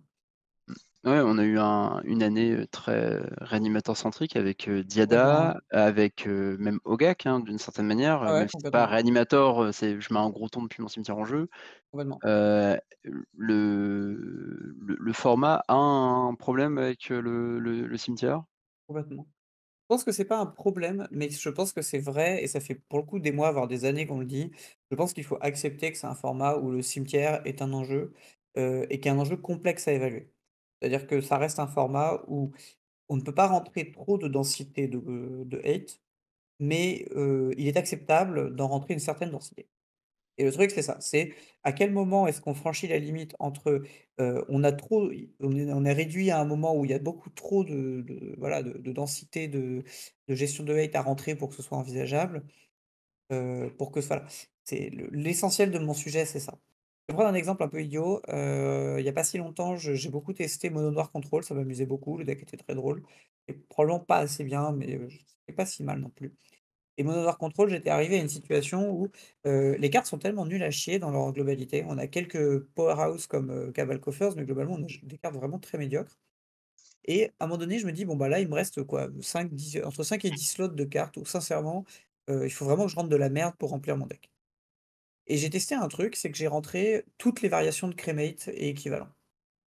Et de mémoire, je jouais quelque chose comme 8 slots, qui étaient spécifiquement juste de la Grave, cantrip, voire pas cantrip. Des trucs vraiment boueux qui vous viennent du fin fond de mon tiroir. Et c'est vrai que, alors là, j'étais sur Bridge et compagnie, et bah, ça suffisait pas toujours, en fait. Il y a des decks où ça suffisait pas toujours. Et donc une fois qu'on a dit ça, bah, ça pose la question de, voilà, est-ce que dans un deck lambda où en fait je devrais jouer des vraies cartes pour pas m'écraser contre les autres decks, est-ce que c'est normal d'avoir à consacrer 10, voire 15 slots juste sur de la Headgrave, quitte à jouer des sous-cartes, quitte à avoir des expériences de jeu assez médiocres, à se pénaliser ailleurs, à augmenter la variance? Et est-ce que Bah, c'est pas ça le plafond de verre d'un deck comme Feldon, qu'on voit énormément sur les lignes de départ et pas tant que c'est ça en très réalité par rapport à la proportion? C'est le mono red, ça a c'est pas de gravate, je pense que fonctionnel, c'est efficace? je pense que c'est un des enjeux. C'est pas le seul, mais je pense que c'est complètement un enjeu. En tout cas, il faut qu'ils puissent compenser par autre chose, par une command zone assez forte, par un run, par, plein de trucs. Et c'est vrai que je pense que c'est un deck traditionnellement qui va avoir quand même pas mal de mal à passer les réanimateurs, hein. De toute façon, c'est sûr que tu vas réanimer un énorme pâté, et en 2 tours, bon, bah, voilà. Tu vas plus vite, en fait, tout simplement, hein, c'est le truc combo classique. Donc Absolument. voilà, la position générale sur le greffe, je dirais que c'est un petit peu ça. C'est, OSF, je pense qu'on est effectivement, on s'approche quand même dangereusement de la limite où pour gagner contre, il faut jouer, 15 versions de Cremate. Il y a même pas 15 versions de Cremate de jeu. Donc une fois qu'on a dit ça, à voir. Là, actuellement, c'est un peu tôt pour juger, mais, c'est certain que c'est pas une carte que je regretterais si je dois voter pour un ban pour ça, quoi. La version actuelle du combo, meurt sur, STP, Solitude, moins sur les removals, rouges, parce qu'il faut quand même, envoyer 6 en instant dedans et ça permet, aux joueurs de SF de repartir dans la foulée puisque ça va juste aller au cimetière. Ça fait du coup ça joue avec, les limites du raisonnable. Mmh. OK. Mais non, mais c'est un message important pour les gens qui s'orienteraient vers le pack, de Ouais, tout à savoir fait, que, ouais.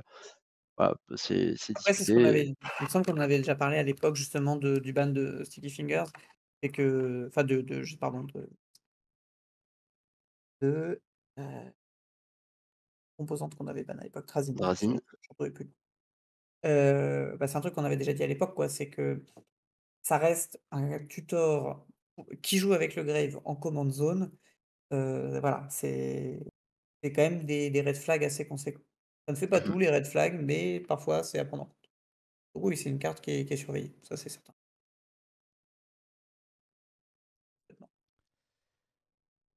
Alors, je ne sais pas s'il y a d'autres questions. Pour l'instant, j'en ai pas. Ah, je dis ça et voilà. Ça parle du coup de Broodlord, je crois. Je sais plus, on en a parlé vaguement, Ouais, bah, mais on a. c'est le combo Stick Fingers du Ouais. coup, Ouais. C'est une carte qu'on a vraiment discutée, qui fait partie de ces cartes un peu particulières. C'est ça, là, c'est une carte qui est assez compliquée. En fait, ça fait partie de cette espèce d'énorme batterie de cartes de réanimateurs qui ont été, éditées justement sur l'année et sur les 2 dernières années, en gros, et qui font partie de ces cartes qui ont donné une densité suffisante à réanimateur en termes de ton et qui, en plus, fait partie des cartes qui, en donnant une densité de réanimateur de ton, permettent aussi d'avoir de la redondance puisque ça va chercher un deuxième morceau et permettent des combos spécifiques avec. C'est une carte qui est quand même dangereuse. C'est compliqué à évaluer. C'est une carte qui a été beaucoup discutée. C'est relativement OK quand c'est un ton parmi d'autres. Il va chercher souvent un deuxième réanimator.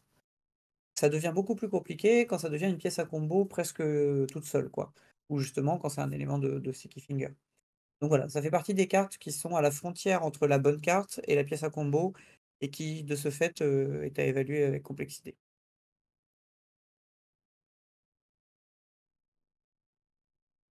Le parallèle que j'aime dresser quand on interroge sur la carte ou sur le jeu, c'est est-ce que les jeux qui jouent et ou abusent de Broadlord fonctionnerait de la même façon si celui-ci était remplacé par le démon qui faisait Demonic Tutor en arrivant en jeu. Mmh. Je n'ai plus le nom de cette carte. C'est un démon qui coûte 7, qui est 6/6 vol et qui en Démon des runes. Demonic Tutor. Scarifié Démon des des runes. Impeccable. Est-ce que ces jeux-là fonctionneraient autant et ou de la même façon? Personnel, ma réponse à cette question serait non. Après, c'est le principe d'un pack combo aussi. Est-ce que La Lucavius fonctionnerait sans carte breach est là? Mais sensiblement, enfin, vraiment sensiblement proche. oui, non, mais c'est intéressant comme. Mais en fait, je veux juste te dire que la manière dont tu poses la question ne veut pas dire que si la réponse est oui, il faut la bannir. Ça veut. Tout à fait, tout à fait. Oui, non, mais dans le ton de ta manière de l'exprimer, je sentais un sous-entendu comme ça et je voulais le clarifier parce que je pense pas que ce soit ce que tu. Merci. Bah, merci de cette clarification. Mais oui, du coup, effectivement, Broodlord, c'est une carte très puissante, très intéressante, qui permet beaucoup de choses et qui permet à ces packs combo Reanimator d'être des non plus. Bah, je mets Griselbrand en jeu et j'espère qu'il ira au bout. Et, et ça change beaucoup de choses dans la dynamique avec laquelle on va pouvoir affronter ces packs-là.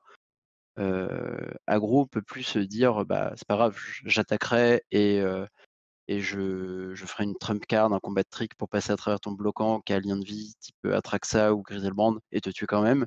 Là, la partie s'arrête directement et ça change beaucoup de choses, je pense. Notamment vis-à-vis des decks midrange qui du coup peuvent plus se permettre de laisser passer le spell de réanimation et compenser avec un anti-bet par la suite. Comme c'était le cas avec Archon de cruauté par exemple. Tu joues Slim Foot and Squid, tu peux te permettre de défausser une carte, laisser piocher, une tap, faire un removal et avancer quand même. Là, tu peux. Enfin, la partie s'arrête et ça change pas mal de choses. Alors, j'aurais une question qui vient du chat. Avec davantage de joueurs professionnels jouant au Duel Commander, faut-il s'attendre à davantage de builds originaux qui peuvent avoir un impact significatif sur certaines cartes? Ou s'agit-il d'un épiphénomène? Alors, sachant que les joueurs pros, en général, ils n'arrivent pas avec des nouvelles listes. C'est assez rare, ouais. Ouais, Je c'est pense plutôt à- ils mettent deck et ils améliorent Ouais, j'allais dire cartes. la même chose. Ce qui est vrai, c'est que l'arrivée de plus d'excellents joueurs et de joueurs professionnels, ça fait ça justement. C'est que souvent, ils vont identifier en fait un deck qu'ils vont considérer comme les meilleurs decks. Et en fait, le joueur, enfin, sans rentrer dans la caricature, mais il n'y a pas besoin d'être Wafotapa incarné pour voir que une carte comme Tifit ou une carte comme Atraxa A7, c'est des bonnes cartes de contrôle, quoi.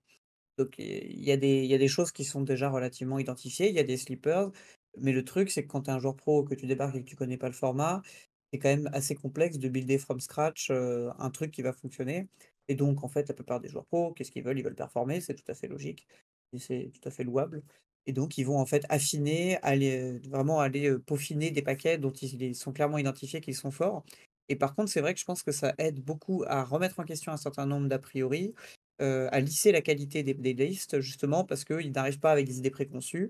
Donc d'un côté, parfois, il peut y avoir des joueurs qui débarquent dans le format, qui vont louper un niveau de puissance extrême sur un truc donné ou un autre. Et à l'inverse, des choses où ils vont dire, mais en fait, ça, c'est vraiment très très fort. Vous devriez tous le jouer et c'est une erreur catastrophique de ne pas le faire, quoi. On a eu des exemples dans les deux cas.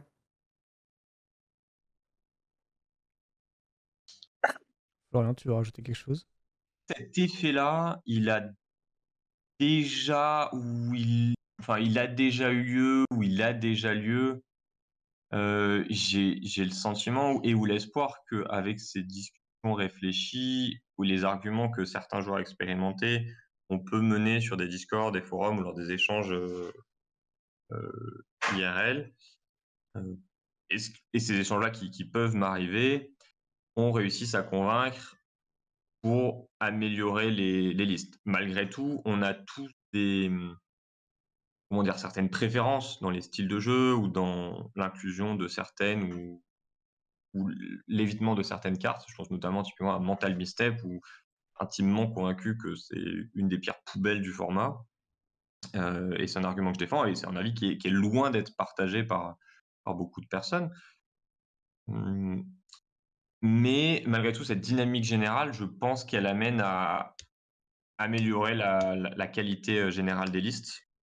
On le voit, au moins enfin comment dire? Au moins sur les discussions entre les builds, moi je sais que je suis assez médiocre pour, construire un jeu. Par contre, je me trouve relativement efficace pour, l'améliorer une fois que la base est réalisée.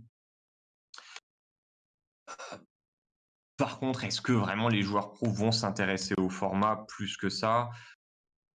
Le circuit pro, il demande du temps, il demande de l'énergie. Je pense notamment typiquement au FAC là qui arrive en janvier, bah, ça tombe pendant la date de Ghent, qui est le RC européen. Je sais qu'Adrien, tu vas y participer aussi. Enfin, c'est compliqué de faire des choix. Parfois ça enfin, comment dire? Il faut faire des priorités. Je crois qu'il faut juste aimer le jeu et parfois enfin, Elliott, typiquement pour le Relic, c'était du one shot. Il y a les lots, il est pas loin, il est sur Toulouse, C'est c'est ça. l'occasion de s'investir. Il amène sa patte au format, ses idées, mais c'est très ponctuel. Alors, je crois que ça participe à l'évolution et à la visibilité du format. Est-ce que vraiment, il y a cet impact-là ou comment dire? Qui est récent et qui change le format? Moi, j'y crois pas. Je pense que ça a toujours été le cas. On a eu des joueurs, pros qui sont investis sur le format de façon momentanée.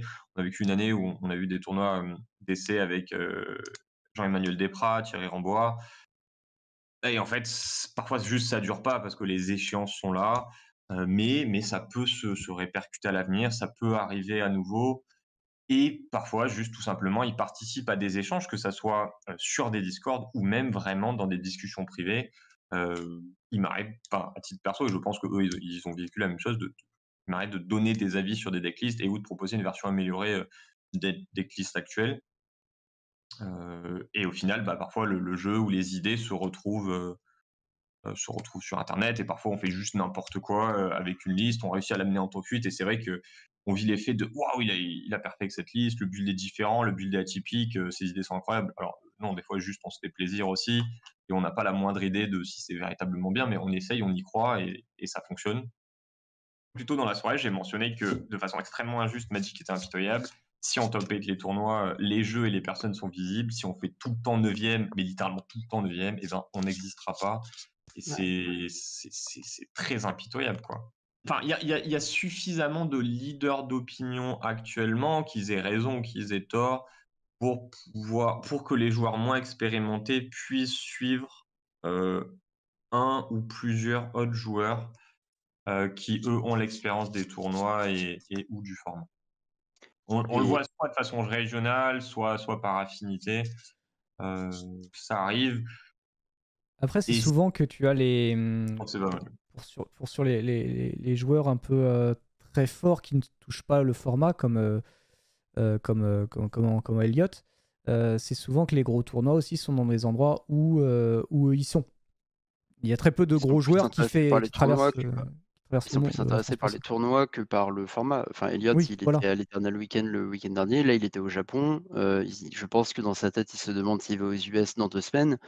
Il n'est pas devenu un joueur de Legacy et fervent, admirateur du format, du jour au lendemain. C'est parce qu'il y avait une grosse occasion, qu'il a le créneau C'est ça. et d'ailleurs on lui prêtait les cartes. Il suffit de le voir en stream, il y a des Y, parce que, Yann ou Yannick, je ne sais pas qui, lui prête les cartes, merci à lui. Heu, je pense qu'il y a énormément de ce côté, bah, j'ai le temps et je vais aller voir un peu ce que ça donne. Voilà, Oui, c'est Oui. il y a de ça. Enfin, une fois qu'on a fait le tour avec l'expérience, enfin, je vais ramener le truc vers moi, mais je pense que c'est les joueurs expérimentés ou très expérimentés, au bout d'un moment, on s'ennuie, on veut tourner en rond, mais on est complètement drogué de Magic et on veut explorer d'autres choses. Sur MTGO, de mon côté, j'ai pu jouer dans tous les formats, enfin, gagner ou top 8, top 4 des MTGO Challenge, littéralement dans chaque format. Et au final, la finalité de tout ça, c'est au final quand est-ce qu'on prend du plaisir et où sur quel format on prend du plaisir. Et puis, on joue un peu plus ces formats quand on peut. Et puis quand il y a des échéances compétitives, on se concentre sur les échéances compétitives, quoi. Mmh.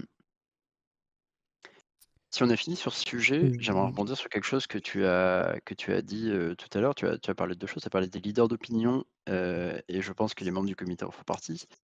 Malgré vous, d'ailleurs, puisque enfin, vous trouvez avec un statut et de fait, quand, vous parlez, on vous écoute. D'ailleurs, il y a autant de monde sur ce stream, je pense que c'est pas pour moi, hein, c'est surtout pour vous. Tu parlais de Biquet, du coup, je vais pouvoir en profiter, faire une petite annonce, pour Biquet. J'en profite pour faire ma pub. Prochainement, les modérateurs Biquet vont être amenés à devoir renouveler leurs vœux, de participation à la modération de Biquet. Est-ce que, quelque chose de cet acabit est envisageable au sein du comité ou,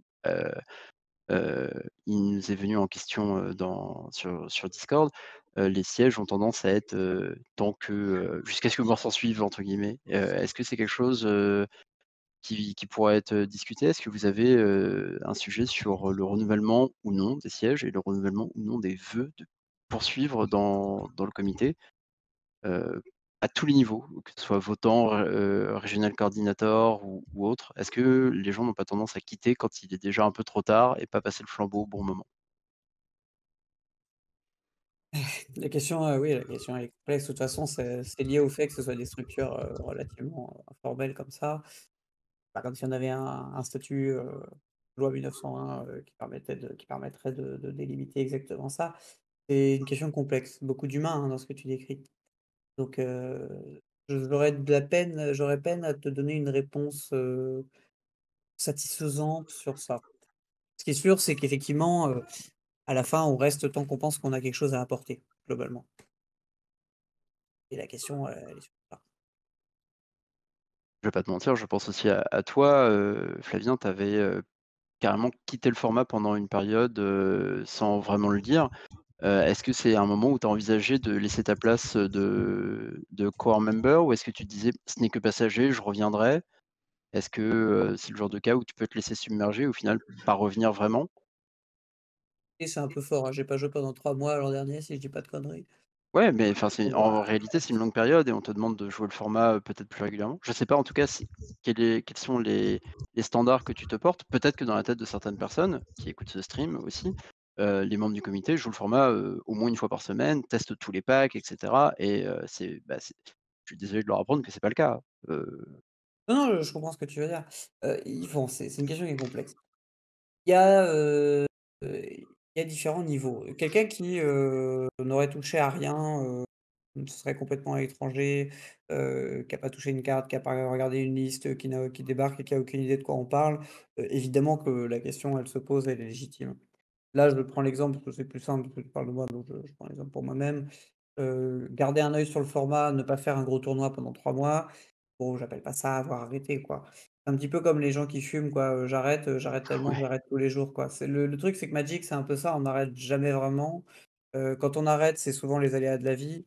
C'est vrai que si pendant 3 mois, en l'occurrence, j'ai pas joué, je me suis pas senti, ça m'a saoulé, je me suis dit: «Oui, bon, bah, j'aurais bien aimé faire un peu plus, voir un peu plus de gros tournois et cetera». Sauf que bon, bah, la vie, elle est toujours compliquée, il y a toujours, pas bien sûr. d'urgence. Là, je rentre, c'est les conseils de classe, j'arrive à la bourre, je sais que, cette semaine, ça va être compliqué de faire des games aussi, que, voilà, il y a un certain nombre de trucs. Je suis allé au fact, j'avais la crève le dimanche, je suis rentré la queue entre les jambes, j'étais éclatax. Bon, il y a toujours des aléas, c'est toujours un peu le problème. Oui, au-delà, je Ouais, parle vraiment de moi, enfin, j'apportais le sujet avec le renouvellement des vœux de bien sûr. mission de la modération. Je sais que c'est un sujet, on va pas citer de nom ce soir, mais c'est un sujet qui revient énormément, par rapport aux membres du comité et à tous les niveaux, core member, regional coordinator, consultant.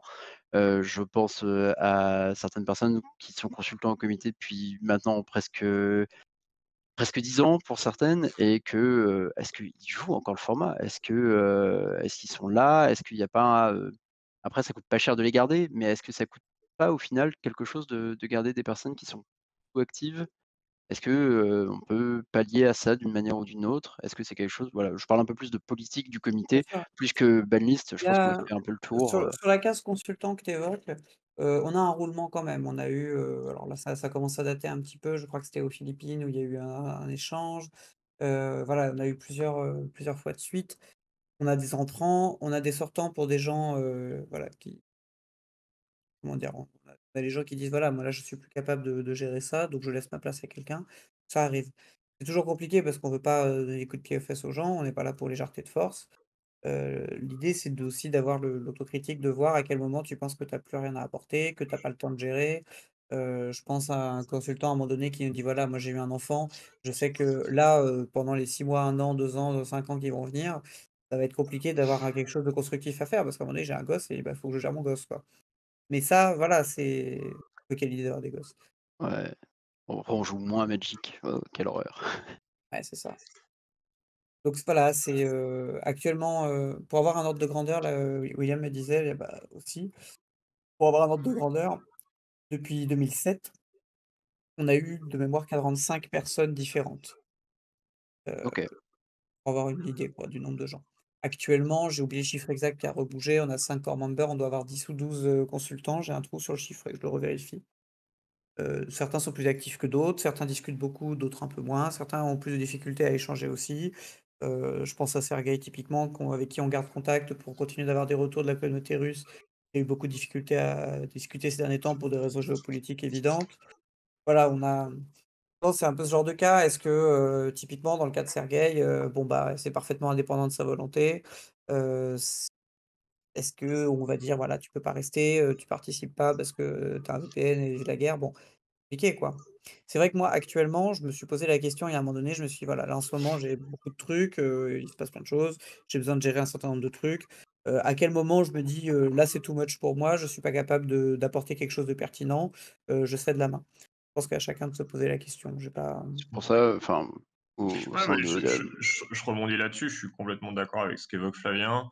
Quand je suis rentré dans cette histoire, tu m'avais posé la question d'ailleurs, Adrien, tu m'avais dit: «Est-ce que mmh, s'il y a trop de tournois pro et que tu te retrouves trop dans le système, est-ce que tu continueras ta mission?» Et je t'avais répondu que si je me faisais dépasser, que j'avais plus le temps, j'arrêterais.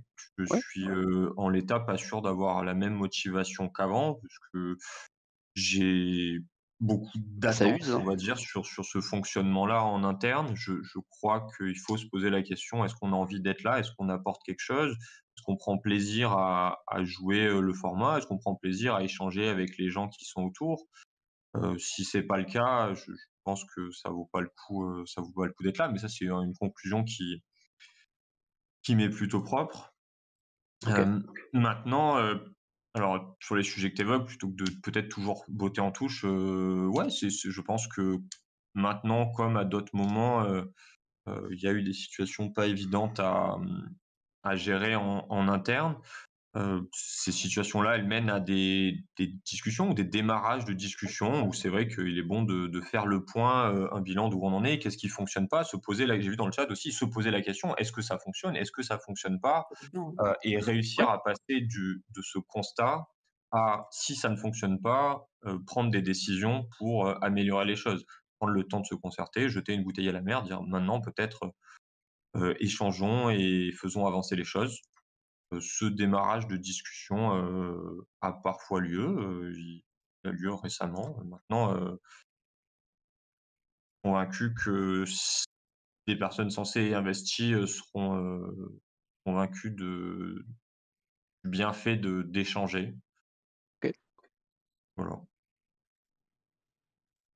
Bah, écoute, maintenant que l'idée est glissée, si jamais le comité veut présenter, des vœux de continuation, de la mission, sachez que Je suis enfin, là-dessus, je pour te répondre plus ce serait directement, apprécié en tout cas. Moi, je sais que c'est quelque chose, c'est peut-être ma lubie du moment, mais je trouverais ça, appréciable, je de voir ce j'ose genre de choses arriver. Pas forcément ça précisément. j'ose croire que les personnes qui sont, complètement bénévoles et qui sont présentes au sein de ce groupe, y sont parce qu'ils se sentent investis d'une mission, qu'ils veulent y être et qui sentent qu'ils ont, soit une volonté, soit une mission de faire avancer les choses.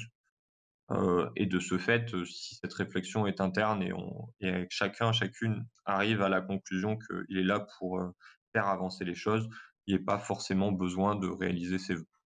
Parfait. Ah, très bien. Je sais que là, je te parle en tant qu'administrateur de Biquette. J'avais le cas avec des modérateurs qui se retrouvaient avec le rôle de modérateur sur Biquette. Le serveur a 3 ans maintenant, certains le sont depuis le début. Ils me disent en fait, je suis plus du tout actif, faut me retirer le rôle, je fais plus rien. Et c'est en fait, c'est un temps de réalisation où bah, en fait, il s'est passé 8 mois pendant lesquels ils n'ont pas fait du tout d'acte de modération. Et est-ce que ça valait le coup de les avoir pendant 8 mois? Est-ce que on n'aurait pas pu prévenir ça? Je pense à des voilà, je pense à ça et du coup, je me permettais de l'évoquer, au fil de l'eau, sur le sujet de fond. Effectivement, la question importante, c'est est-ce que le fonctionnement du comité actuellement, amène à, remplir ses objectifs? Quels sont ses objectifs aussi? Et je crois que, bah, la popularité du Relic Fest, ne tient pas que sur, à quel point, les gars du Relic, sont géniaux, mais aussi du fait que, bah, le format plaît, le format fonctionne et du coup, là-dessus, bah, c'est que le comité fonctionne, bien en tout cas, au moins assez pour aller vers ses objectifs.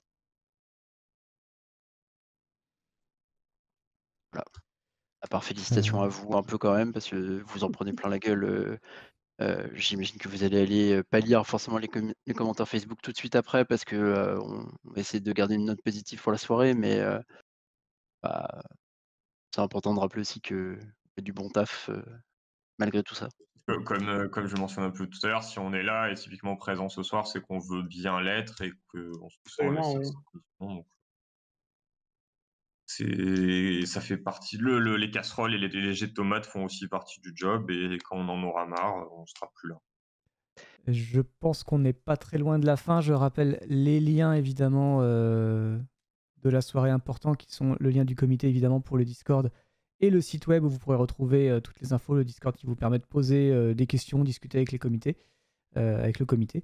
Je sais pas si c'est pas full anglais. D'ailleurs j'y ai pensé, j'en parle jamais, mais je sais plus s'il est pas, il faut pas parler anglais dessus. Vous me contredisez là-dessus ou Heu, pas, Florian ou Clément, mais, si vous écrivez en français, on vous demandera d'écrire en anglais, mais on vous répondra quand même au passage. ouais, vous pouvez, voilà, français et anglais. Vous avez également le lien du Discord de Soul Sony, ici présent, donc président des Biquettes. Donc du coup, voilà, vous pouvez retrouver un large choix de commandants non joués dans les salons. Et voilà, qui ne tient qu'à vous, évidemment, de faire parfait et de voir retrouver sur une annonce comme ce soir. Vous avez également, si vous venez d'arriver, vous avez envie de savoir qu'est-ce qui s'est passé au début, parce qu'on a quand même discuté depuis un peu moins de 2 heures, donc il s'est passé des choses. Le YouTube de la chaîne sera disponible à partir de 17h30, normalement mercredi. On va pouvoir se laisser là. Merci Florian, merci Kremlin, merci Oni pour votre Merci à toi pour présence. cette invitation. Merci. En espérant vous revoir d'ici 2 mois pour la rentrée 2024. Et puis voilà, avec peut-être une nouvelle annonce qui plaira autant, voire plus que celle d'aujourd'hui. On se retrouve fin janvier pour le ban de All Stick Fingers, Slam Fruit and Squee et et Parallax Tide. Voilà. À dans 2 mois. À dans 2 mois. Merci à tous en tout cas pour cette soirée, merci au chat. On se retrouvera donc du coup le replay mercredi et puis jeudi vous avez du commandeur classico, 4 joueurs, on se tape sur la gueule et on essaie de faire de la politique. Et vous avez évidemment le Zoos Corner du dimanche à partir de 20h qui voilà, qui traite du duel commandeur évidemment, donc ce sera de la discussion ou des matchs dimanche prochain. Donc n'hésitez pas à passer, à lui faire un petit coucou et voilà. Et puis à donner un retour ou des propositions pour ces soirées-là, justement. Des bisous à tous, on se retrouvera fin janvier. Dernier lundi du mois, Bye comme bye. d'habitude. Bye bye à tous. Salut. Bye bye.